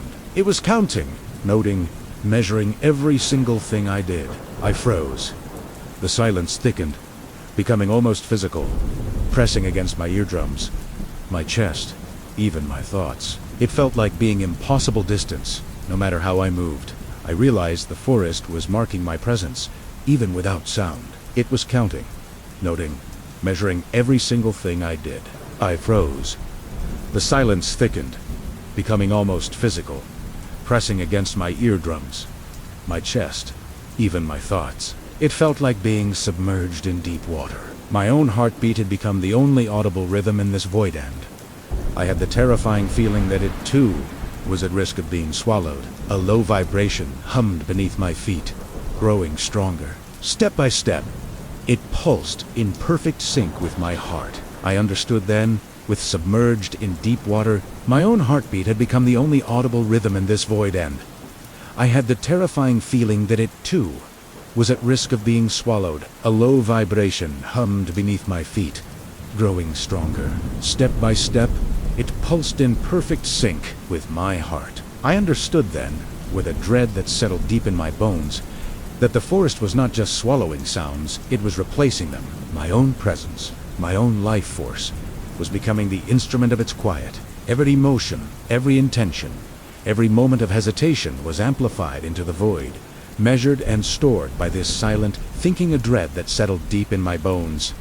That the forest was not just swallowing sounds, it was replacing them. My own presence, my own life force, was becoming the instrument of its quiet. Every motion, every intention, every moment of hesitation was amplified into the void, measured and stored by this silent, thinking entity. I forced myself to move again, inching forward along the winding, uncertain path. The fog of silence around me seemed almost liquid, swirling subtly, thickening where I lingered, and retreating slightly where I moved with decision. I realized in that moment that hesitation was dangerous. The forest rewarded motion. It punished pause. Entity. I forced myself to move again, inching forward along the winding, uncertain path. The fog of silence around me seemed almost liquid, swirling subtly, thickening where I lingered, and retreating slightly where I moved with decision. I realized in that moment that hesitation was dangerous. The forest rewarded motion. It punished pause. It wanted me to keep moving, to keep feeding its rhythm. Up ahead, the path opened into a small clearing. Sunlight filtered weakly through the dense, oppressive canopy. But the air here felt heavier, more attentive, as if I had stepped onto a stage. Shadows pulled in unnatural ways, stretching long and thin. It wanted me to keep moving, to keep feeding its rhythm. Up ahead, the path opened into a small clearing. Sunlight filtered weakly through the dense, oppressive canopy. But the air here felt heavier, more attentive, as if I had stepped onto a stage. Shadows pulled in unnatural ways, stretching long and thin, almost like fingers reaching out for me. I could see shapes forming at the edge of my vision trees, leaning where they shouldn't. Roots shifting in the soil, but whenever I tried to focus on them, they dissolved, leaving only the oppressive, all-consuming quiet. I had to try one more time. I almost like fingers reaching out for me. I could see shapes forming at the edge of my vision trees, leaning where they shouldn't. Roots shifting in the soil, but whenever I tried to focus on them, they dissolved, leaving only the oppressive, all-consuming quiet. I had to try one more time. I whispered my name again, as cautiously as I could. Nothing. No echo, no reflection, no trace. The forest had absorbed it, folding it into its endless, silent library. A sudden, terrifying thought struck me. If it could erase sound, what else could it erase? Footsteps, breathing, presence itself. I whispered my name again, as cautiously as I could. Nothing. No echo, no reflection, no trace. The forest had absorbed it, folding it into its endless, silent library. A sudden, terrifying thought struck me. If it could erase sound, what else could it erase? Footsteps, breathing, presence itself. My very existence. I stepped back instinctively, a jolt of pure panic running through me. The pulse beneath my feet grew stronger in response. Almost urgent, a clear warning. The forest did not allow retreat as Lee. Every step off the designated path was noted, every hesitation recorded, every falter observed with cold, silent, very existence. I stepped back instinctively, a jolt of pure panic running through me. The pulse beneath my feet grew stronger in response. Almost urgent, a clear warning. The forest did not allow retreat. Every step off the designated path was noted, every hesitation recorded, every falter observed with cold, silent judgment. I realized then that leaving this forest required more than a map or a sense of direction. It required obedience. Obedience to the rhythm it demanded. A silent surrender to its counting, its measuring, its all-encompassing. Quiet. I had to play by its rules. I exhaled slowly, trying to calm judgment. I realized then that leaving this forest required more than a map or a sense of direction. It required obedience. Obedience to the rhythm it demanded. A silent surrender to its counting, its measuring, its all-encompassing. Quiet. I had to play by its rules. I exhaled slowly, trying to calm the frantic beating of my heart, and made my movements deliberate. Step, pause. Step, pause. The pulse beneath me matched my rhythm perfectly, becoming steady now, almost guiding me forward. And I understood something both terrifying and vital. The forest did not just swallow sound. It collected existence itself, and I had become the frantic beating of my heart, and made my movements deliberate. Step, pause. Step, pause. The pulse beneath me matched my rhythm perfectly, becoming steady now, almost guiding me forward, and I understood something both terrifying and vital. The forest did not just swallow sound. It collected existence itself, and I had become part of its permanent record. The path curved deeper into the trees, the darkness at the edges thickening, promising more, and I followed, my heart now fully synced with the forest's quiet pulse. Behind me, all sound, All trace of my past had vanished. Ahead, a future of complete silence waited, and in part of its permanent record, the path curved deeper into the trees. The darkness at the edges thickening, promising more unknown. I followed, my heart now fully synced with the forest's quiet pulse. Behind me, all sound, all trace of my past, had vanished. Ahead, a future of complete silence waited, and in the very center of that stillness, I knew, without a shadow of a doubt, that I was being counted. Thank you for listening. If this story has you on the edge of your seat, make sure to subscribe and turn on notifications so you do not miss what happens next in the forest that swallows sound. Very center of that stillness, I knew, without a shadow of a doubt, that I was being counted.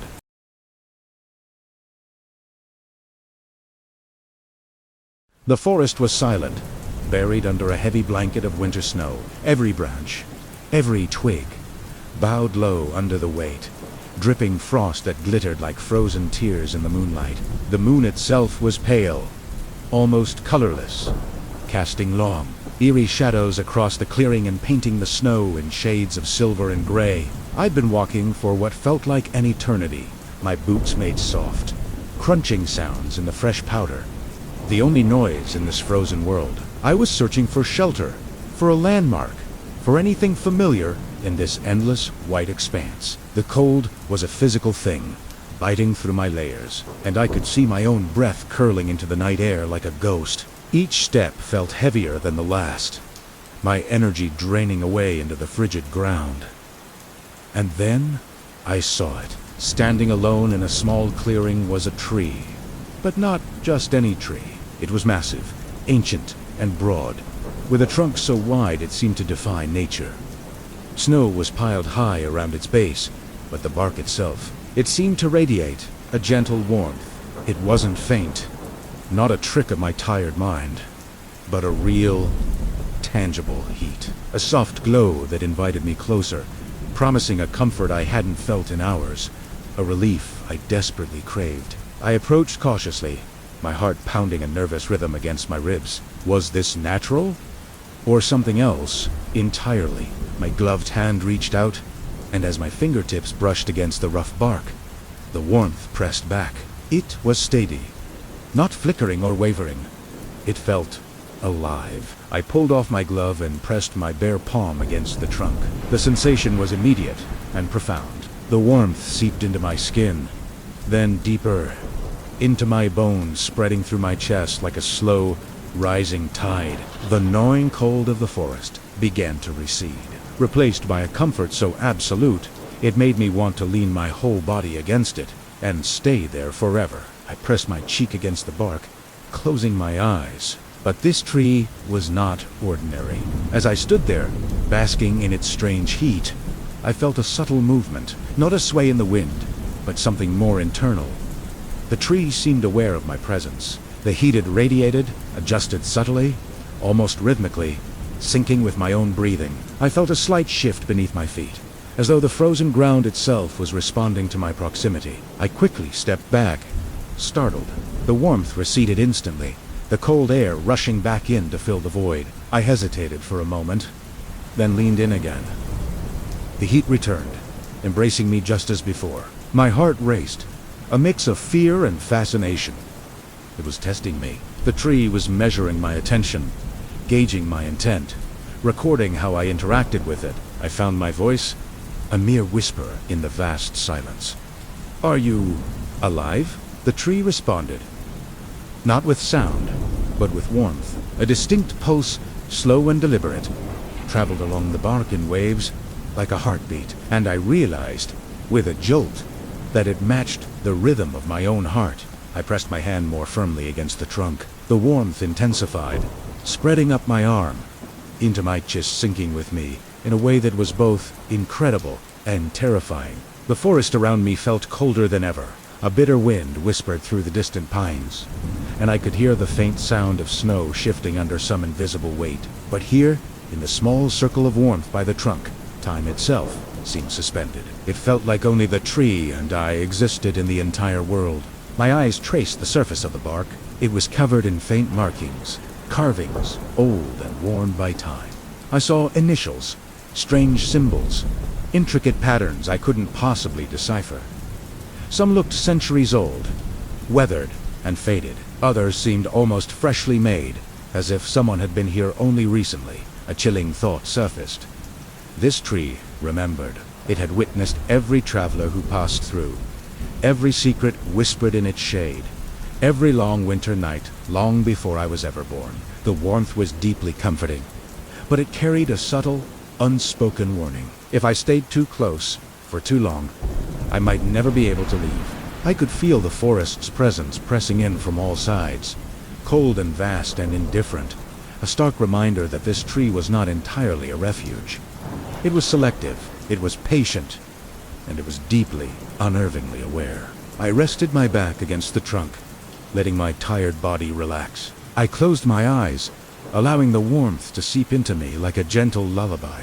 It would be so easy to fall asleep right here, to give in to the exhaustion and let the tree watch over me. Yet, a primal instinct nagged at the back of my mind, a quiet voice telling me to leave. I knew, with a certainty, I couldn't explain, that remaining here for too long might bind me to this place in ways I could not foresee or escape. With a final deep breath of the warm air, I pushed myself away from the trunk. The warmth faded, leaving a faint echo that lingered on my skin, a memory of its heat. I looked up at the ancient, silent giant, a silent guardian of this frozen land. I whispered a final word into the night. Thank you. Then I turned and continued my journey through the forest, leaving the clearing behind. But I carried the memory of the tree. With me the feeling of its heat, the steady rhythm of its pulse, and the profound, unsettling awareness that some trees remember everything, and they judge every visitor who seeks comfort beneath their branches. The cold bit at me once more. But now, it felt different. I was no longer just a lost traveler in a frozen wood. I was someone who had shared a moment with something ancient and alive, and that knowledge changed everything. I hesitated before stepping away from the tree. The warmth had lingered in my skin longer than it should have, pulsing subtly with every heartbeat, reminding me that the forest had noticed me, remembered me. The snow crunched softly beneath my boots, but the cold seemed sharper now, biting in ways it hadn't before.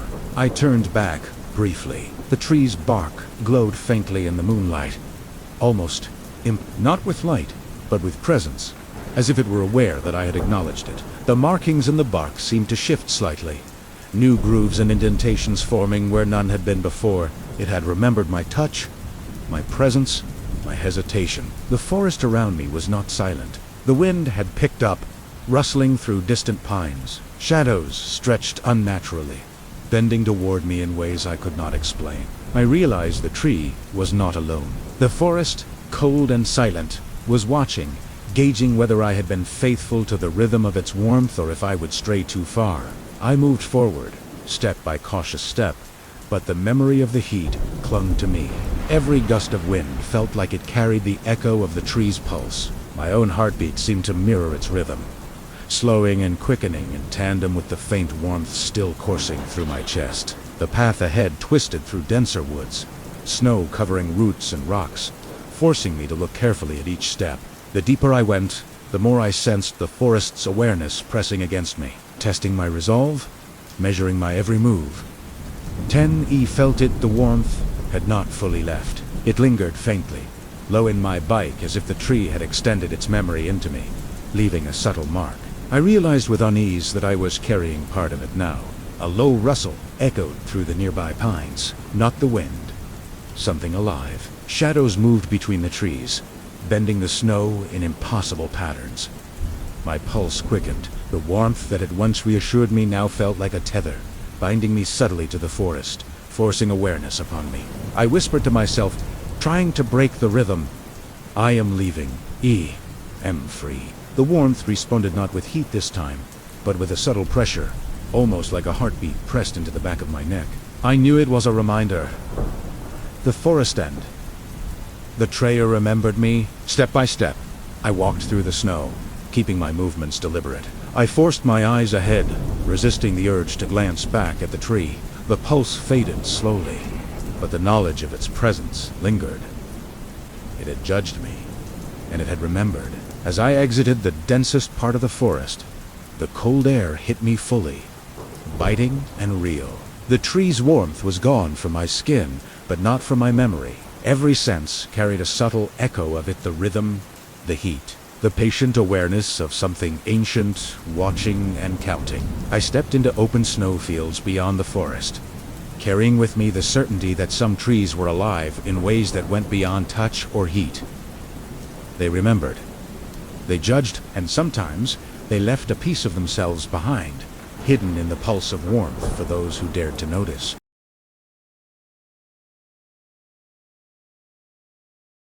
The map was wrong.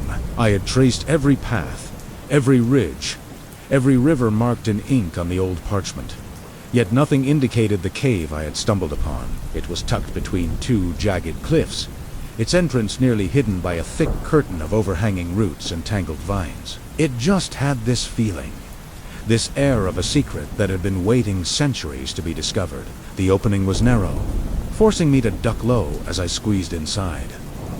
Immediately, the air shifted. It became a cool damp and smelled ancient, a mix of whetstone and the quiet decay of time. Light from my flashlight danced across the rough walls, carved by nature. Sure, but there was something else. The surfaces seemed unnaturally precise, straight lines, intricate patterns, and subtle indentations that just didn't feel random. As I ventured deeper, the narrow passage opened into a small chamber. The floor was uneven, scattered with loose pebbles and fragments of stone. But right there, in the very center, I saw it. A carving. And this wasn't recent graffiti. It wasn't shallow. It was ancient. Its lines were worn smooth in some places, deeply etched in others. Symbols that seemed almost alive twisted across the rock, curling and intersecting into complex patterns I couldn't even begin to decipher. I slowly crouched down to get a closer look. The stone was cold beneath my fingertips, but the carving itself seemed to vibrate with a subtle energy, a faint thrum that seemed to resonate with my touch. My heart started to pound in my chest. These markings weren't just decoration. They were a language, a message, maybe even some kind of warning. I let my fingers trace along one of the deep grooves. That's when the wall responded. A faint hum echoed softly through the chamber, a vibration that was more felt than heard. It pulsed through the air and right into my bones. I snatched my hand back, startled. For a second, it felt like the entire chamber sighed, the shadows shifting subtly, bending the space around me. I took a hesitant step closer. The symbols began to twist into shapes I recognized from old, forgotten texts I'd studied. Spirals, circles within circles, interwoven lines that looked like paths or rivers. But there was something else, something hidden just beneath the obvious patterns. A subtle, almost imperceptible alignment that connected every single mark, like a vast, invisible network. I found myself whispering a question, not really expecting an answer. What is this? Silence. Nothing from the cave, nothing from the carving. Only that faint, rhythmic hum continued, pulsing softly, almost in time with my own heartbeat. I started to circle the chamber, my flashlight beam sweeping over every angle, every groove. I noticed smaller etchings scattered along the floor and lower walls. Clear signs of previous visitors' names, initials, dates. But some of these carvings were far older, worn almost completely flat by time. Others, disturbingly, seemed freshly made, as though someone or something had been here very, very recently.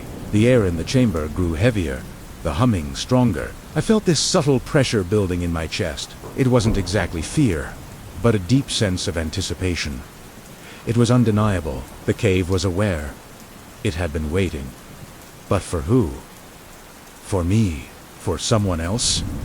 For centuries, it had held its secrets, recording, preserving, and just observing. I knelt before the largest etching, symbols intertwined to form a massive spiral that seemed to pulse faintly with its own internal light, even though there was no light source. I reached out again, tracing its path carefully, and this time my fingertips tingled with a strange warmth that spread slowly up my arm. The cave seemed to exhale, or maybe I just imagined it. The shadows shifted again, bending and contorting along the walls, as though the stone itself had a heartbeat. In that moment, I understood. The carving wasn't just art or a message. It was a living record, alive in a way that defied all explanation, a memory embedded in solid rock, just waiting for someone to see it, to touch it, to remember it. I slowly rose to my feet, stepping back to take in the entire chamber. The carving demanded my attention, yet it also warned me. I could feel it in the very air. I was breathing. Linger here too long, and this cave would not let me leave unchanged. I swept my flashlight around one more time, catching small, subtle traces along the floor and walls that I'd missed before. I realized with a chill that not all the carvings were human. Some patterns were alien, geometrically impossible, older than anything I could possibly recognize. They didn't speak with words, but with a sheer sense of presence. With a history so ancient, it was pressed into the very stone. The air grew colder. My breath started to fog faintly in the flashlight beam. I had crossed some invisible boundary. The cave had been discovered, yes, but I had a chilling feeling that it had also chosen me. And, in that moment, I understood something truly terrifying. Some secrets are meant to be found, they choose who is allowed to see them. Thanks for watching, and if you're as intrigued as I am, make sure to subscribe so you don't miss what happens next. I remained kneeling before the spiral carving, my fingertips pressed lightly against the stone. The hum beneath my hands grew stronger, a deep vibration that resonated through my arms and straight into my chest. It felt as if the cave itself was breathing around me, slow and deliberate, each pulse perfectly synced to the rhythm of the markings on the stone. I traced another line with my finger, following a subtle curve I hadn't noticed before. As I did, faint impressions began to appear on the floor, teeny, almost imperceptible grooves, like ancient footprints, revealed only by the shifting of dust and stone. The pressure in the chamber intensified. It wasn't a physical pressure, but something else, a sense of awareness. I suddenly realized that the cave wasn't just holding its carvings, it was observing me. Every movement, every hesitation, every brush of my hand along the etchings was being recorded, remembered. I found myself whispering a cautious question into the silent air. "What do you want from me?" No unswear come, but the hum changed, rising slightly in pitch. A vibration that tickled my spine. A new pattern emerges, low, deliberate pulses, almost like a heartbeat. My own heart began to sync with it, unwillingly, as though the cave's ancient memory was trying to integrate me into its record. I took a step back and shone my flashlight around the chamber. The walls were covered in etchings I hadn't seen before. Spirals nested within circles, lines forming complex paths. Symbols that resembled constellations, but none I recognized from any map or ancient text. Some of the carvings seemed impossibly old, etched before the dawn of human memory. Others were fresh, their edges sharp, as though they had been made just recently. It was then that I noticed the faintest movement at the edge of my light. A shadow that didn't belong. It wasn't cast by my flashlight, and it wasn't part of the natural contours of the rock. It shifted slowly, deliberately, sliding along the wall without a sound. My pulse jumped. The cave was alive. In that moment of cold clarity, I understood. It didn't want my body. It wanted my attention, my recognition. It wanted my presence acknowledged and recorded within its walls. The spiral carved into the central stone seemed to pulse stronger now, reacting to my focus as if the cave could sense my very thoughts. I reached out and touched the spiral again. The warmth under my fingers was faint but undeniable, radiating slowly through my skin. A whisper of sound reached my ears, so soft I might have imagined it, but it was there. A fragment of a language I couldn't possibly understand, echoing in the still air. Step by step, I began to piece it together. The carvings weren't just a record of memory, they were instructions, left by unknown hands, to guide those who were willing to notice. And the cave, it was testing me. It was counting me, measuring me, deciding if I was worthy of comprehending its secrets. I straightened up, taking a deep breath. The hum quieted slightly, as though waiting for my next move. I had crossed the boundary of discovery, but now the cave demanded a choice. To linger meant risking being absorbed into its eternal record, but to leave without understanding might mean carrying its influence out into the world beyond the chamber. I took one final step back, The spiral pulsed faintly one last time, a heartbeat echoing my own, and then it settled back into stillness. The carvings were no longer just markings on a stone. They were witnesses, and I had been counted among them. With Kotyo's deliberate steps, I turned toward the exit. I was keenly aware that the cave would remember everything I had seen, everything I had touched, and everything I had thought. The air felt heavier as I passed through the narrow entrance, but the sudden chill of the outside air was a stark reminder that I had returned changed, yet free. For now. This cave, it's not on any map. Finding it was an accident. But what I discovered inside feels like destiny. It's a library of something ancient, something beyond our comprehension. The markings aren't just art. They're a language, a technology, and a test. The cave communicates, it remembers, and it chooses. I feel like I've just read the first page of a book written by time itself. The feeling of being watched, of being measured, hasn't left me, even out here under the open sky. It's as if a piece of the cave's awareness has latched onto me. I have so many questions. Who carved these symbols? Were they human? What knowledge do they hold? And why now? Why me? It feels like I've been given a key, but I have no idea what door it unlocks, or what lies on the other side. Returning to my camp, the ordinary world feels flimsy, unimportant. The hum of the generator is a pale imitation of the deep resonance I felt in the chamber. The stars above seem different, as if the unfamiliar constellations I saw on the walls are now hiding among them. I know I have to go back. Leaving was a choice, but it wasn't the end. It was an intermission. The cave is waiting. It knows I'll return. The story it has to tell is far from over, and I have a feeling my part in it has only just begun. The spiral, the heartbeat, the whispers there, all calling me back. And I have to answer. What would you do? Would you run, or would you venture back into the heart of the mystery? Let me know in the comments below.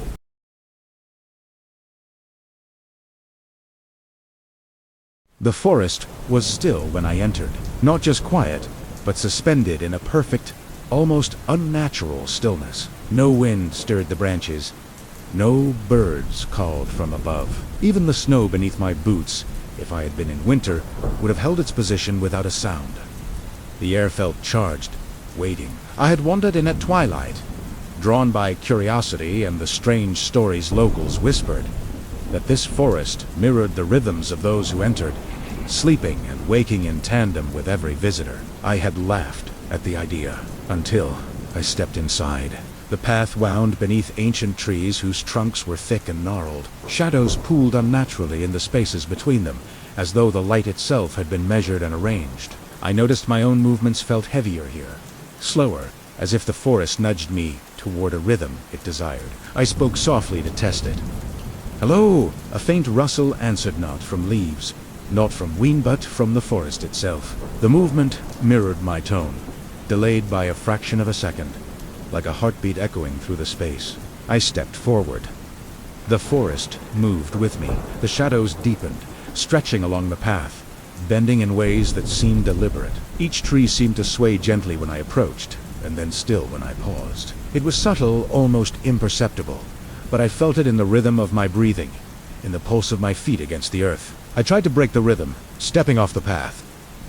The forest responded instantly. Branches bent slightly, roots shifted, the ground softened under my boots. The moment I hesitated, the forest seemed to pause as well, holding itself in balance with me. I realized then that this forest was not just alive, it was aware of presence, attuned to attention, a living organism that mirrored, recorded, and reacted.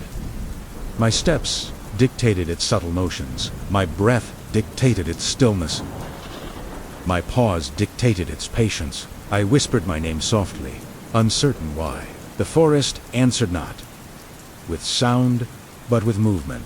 Leaves trembled in precise alignment with my words. Shadows stretched like fingers, bending and folding in time with each syllable. My presence had awakened something patient, ancient, and infinitely observant. I continued along the path, aware that every motion was mirrored. The forest's rhythm had become mine. Step, pause, Step. Pause.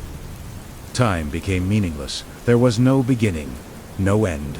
Only the shared pulse of human and forest, intertwined in quiet awareness. The world outside ceased to exist.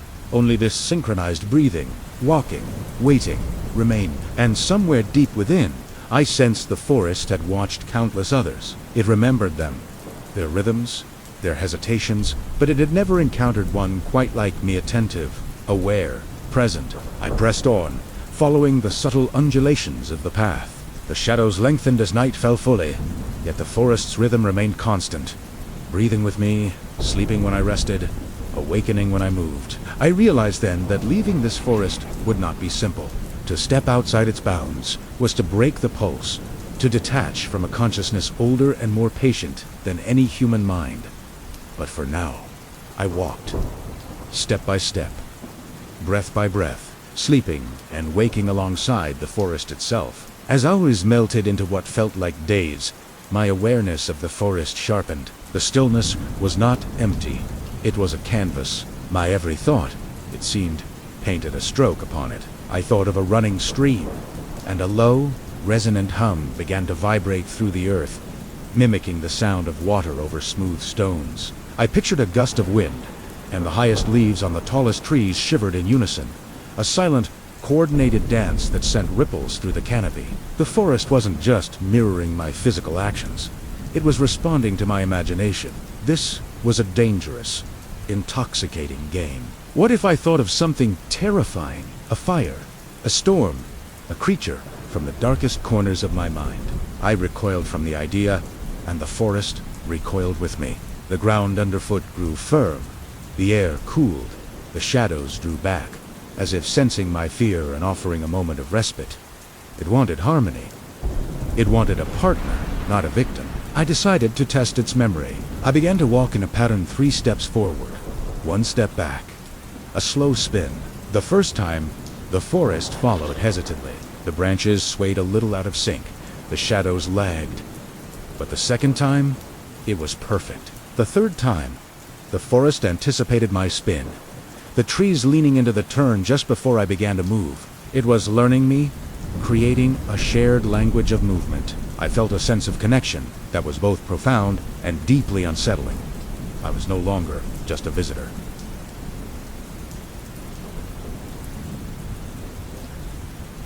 I wondered about the others who had come before me. Did the forest remember their dances too? Were their rhythms stored somewhere in the rings of these ancient trees, waiting to be replayed? I tried to call upon them. I stood still, closed my eyes, and focused my thoughts on the idea of another's presence.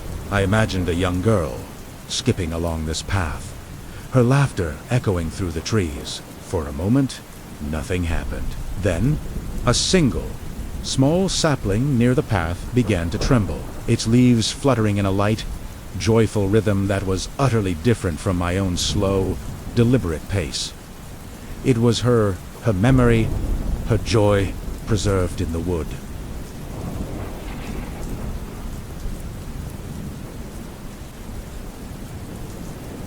I was just the latest entry in its ever-growing catalog of rhythms. This realization changed everything. I was not alone. The stillness was filled with the echoes of 1,000 different heartbeats, 1,000 different lives. The forest wasn't just mirroring me, it was showing me a part of itself, sharing its collection of memories. As I walked, I began to feel them, the heavy, trudging steps of a heartbroken traveler, the light, quick movements of a curious child, the slow, wandering pace of an old man nearing his end. Their presences were like ghosts in the machine, faint but persistent. My own rhythm began to blend with theirs, creating a complex symphony of movement and stillness. I was no longer just leading the dance, I was joining it. The path ahead seemed to shimmer, not with light, but with possibility. Where would it lead? Would it ever end? Or was the journey the point, to walk in perfect synchrony with this living, breathing archive, to add my own verse to its endless poem? The night deepened, and the moon cast long, ethereal fingers of light through the canopy. The forest's response to the moonlight was different. It grew softer, its movements more fluid and graceful. The shadows no longer felt sharp and defined, but melted into one another, creating a landscape that felt like a dream. My own thoughts softened with it. The fear and awe I'd felt earlier gave way to a quiet sense of belonging. This place was not a trap, but a sanctuary. It didn't want to hold me captive. It wanted to understand me, and in doing so, understand itself. I sat down at the base of a colossal oak, its bark like the wrinkled skin of an elder. I leaned my head back and closed my eyes, not to sleep, but to listen, to feel the forest stilled with me, entering a state of deep, shared rest. In that silence, I felt a pulse that was not mine, but the collective pulse of every being that had ever found its way here. It was a rhythm of ages, slow and powerful, the true heartbeat of the woods. It was a language without words, a story told in the silent sway of branches and the patient waiting of stone. And for the first time since I'd arrived, I felt a sense of profound peace. I was a part of something immeasurably old and wise.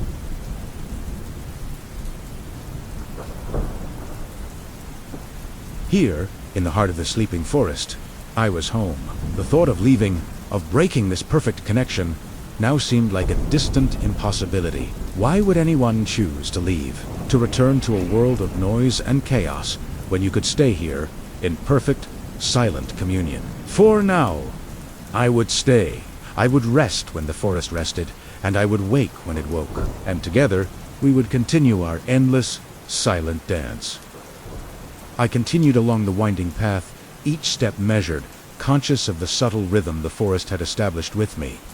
The stillness around me no longer felt empty. It was responsive, alive, in a way that went beyond sight or sound. Every movement I made was mirrored in the gentle sway of branches, the bend of roots, even the faint shimmer of shadow across the forest floor. It was a dance, and I was just now learning the steps. The air, thick with the scent of damp earth and decaying leaves, seemed to vibrate with an unseen energy. It wasn't menacing. Not yet. It was just aware. I decided to test this connection.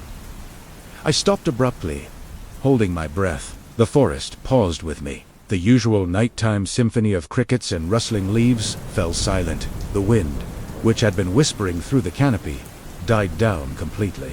The world held its breath in unison with mine. I breathed out slowly, deliberately, a long, quiet sigh. The trees seemed to hold their sway in perfect alignment with my exhalation, their leaves shivering for a moment before settling. A chill brushed the back of my neck, a cold spot in the otherwise mild night air. It was a reminder that the forest was watching, aware of every micro-movement, every hesitation, every beat of my heart. This wasn't just a place, it was a presence. I whispered softly, my voice barely a sound, testing the limits of this strange communion. I am here. The leaves trembled, almost imperceptibly, in response. The shadows on the ground seemed to deepen and fold in a rhythm that matched the cadence of my words. It was as if the forest acknowledged my presence not as an intruder or a visitor, but as a participant in its own vast consciousness. I felt a strange mix of awe and unease. To be seen so completely was both comforting and terrifying. I started walking again, but this time I let the rhythm guide me. Step, pause. Step, pause. It wasn't a rhythm I chose. It was one the forest imposed. The forest's pulse became a steady heartbeat I could feel beneath my feet, through the soles of my worn boots, vibrating up through the soil and into the air around me.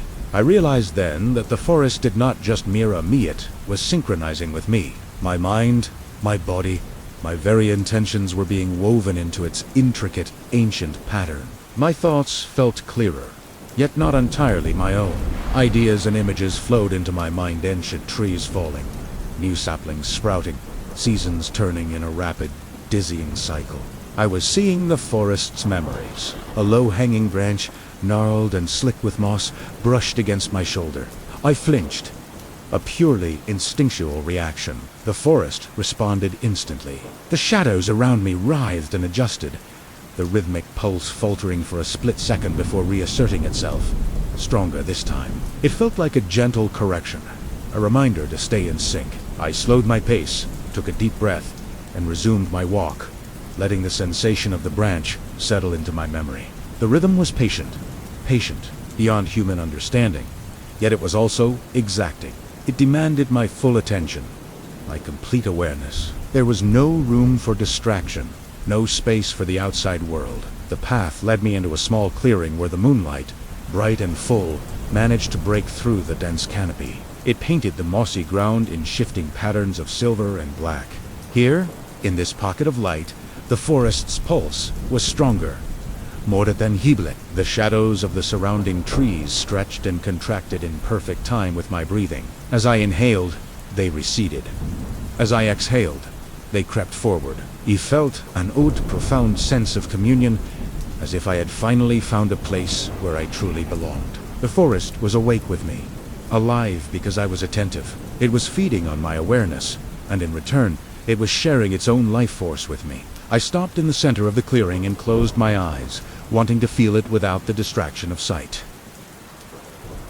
The sensation was overwhelming. I felt the immense, silent presence of the trees surrounding me, their collective consciousness like a single, enormous organism breathing in tandem with my own. The rhythm was no longer external, it had been internalized, embedded deep into my own awareness. Every beat of my heart, every slow exhale, every subtle shift of my weight became a note in the forest's silent, eternal symphony. I felt the slow, steady pull of water from deep within the earth, up through the roots and into the highest leaves. I felt the quiet, patient process of decay and rebirth happening all around me. Minutes or maybe it was hours passed in this state. I couldn't tell. Time had lost its meaning. The outside world, with its worries and deadlines, had dissolved into a distant, irrelevant dream. Only the forest and I remained locked in this shared consciousness, this symbiotic rhythm. Step by step, breath by breath, we moved together. It was sleeping and waking as one. I was no longer just a man walking through the woods. I was a part of the woods, walking through myself. And in the midst of that profound realization, a subtle, cold fear began to arise. Leaving the forest would mean breaking the pulse. Exiting its ancient bounds would mean severing this connection. And I was not certain what would happen if I disrupted this rhythm. Would a part of me be left behind? Or worse, would I take a part of the forest's restless consciousness with me? The thought of returning to the normal world, a world without this pulse, felt like a kind of death. The silence would be deafening. The stillness would feel empty again. Yet I had no choice. I knew I couldn't stay here forever. My journey had a purpose, a destination that lays somewhere beyond these woods. I had to continue. I opened my eyes, the silver moonlight seeming unnaturally bright after the darkness behind my eyelids. I took a deep breath, steeling myself, and began to walk again, trusting that the path, though often hidden in deep shadows, would guide me. I had to believe that the forest would allow me to leave Tug Iknu with a certainty that chilled me to the bone, that it would remember me. It would remember every step I had taken, every pause I had made, every single breath we had shared. Step by step, I walked deeper into the woods, synchronized with the forest's own ancient heartbeat. I was acutely aware that I had become a part of its eternal awareness, a fleeting thought in a mind as old as the mountains. And as I moved, I carried with me the unsettling question: when I finally leave, who or what will I be? The path ahead was dark, but for the first time, I wasn't afraid of what lurked in the shadows. I was afraid of the part of the shadows that now lurked inside of me. The rhythm continued, my heart and the forest beating as one.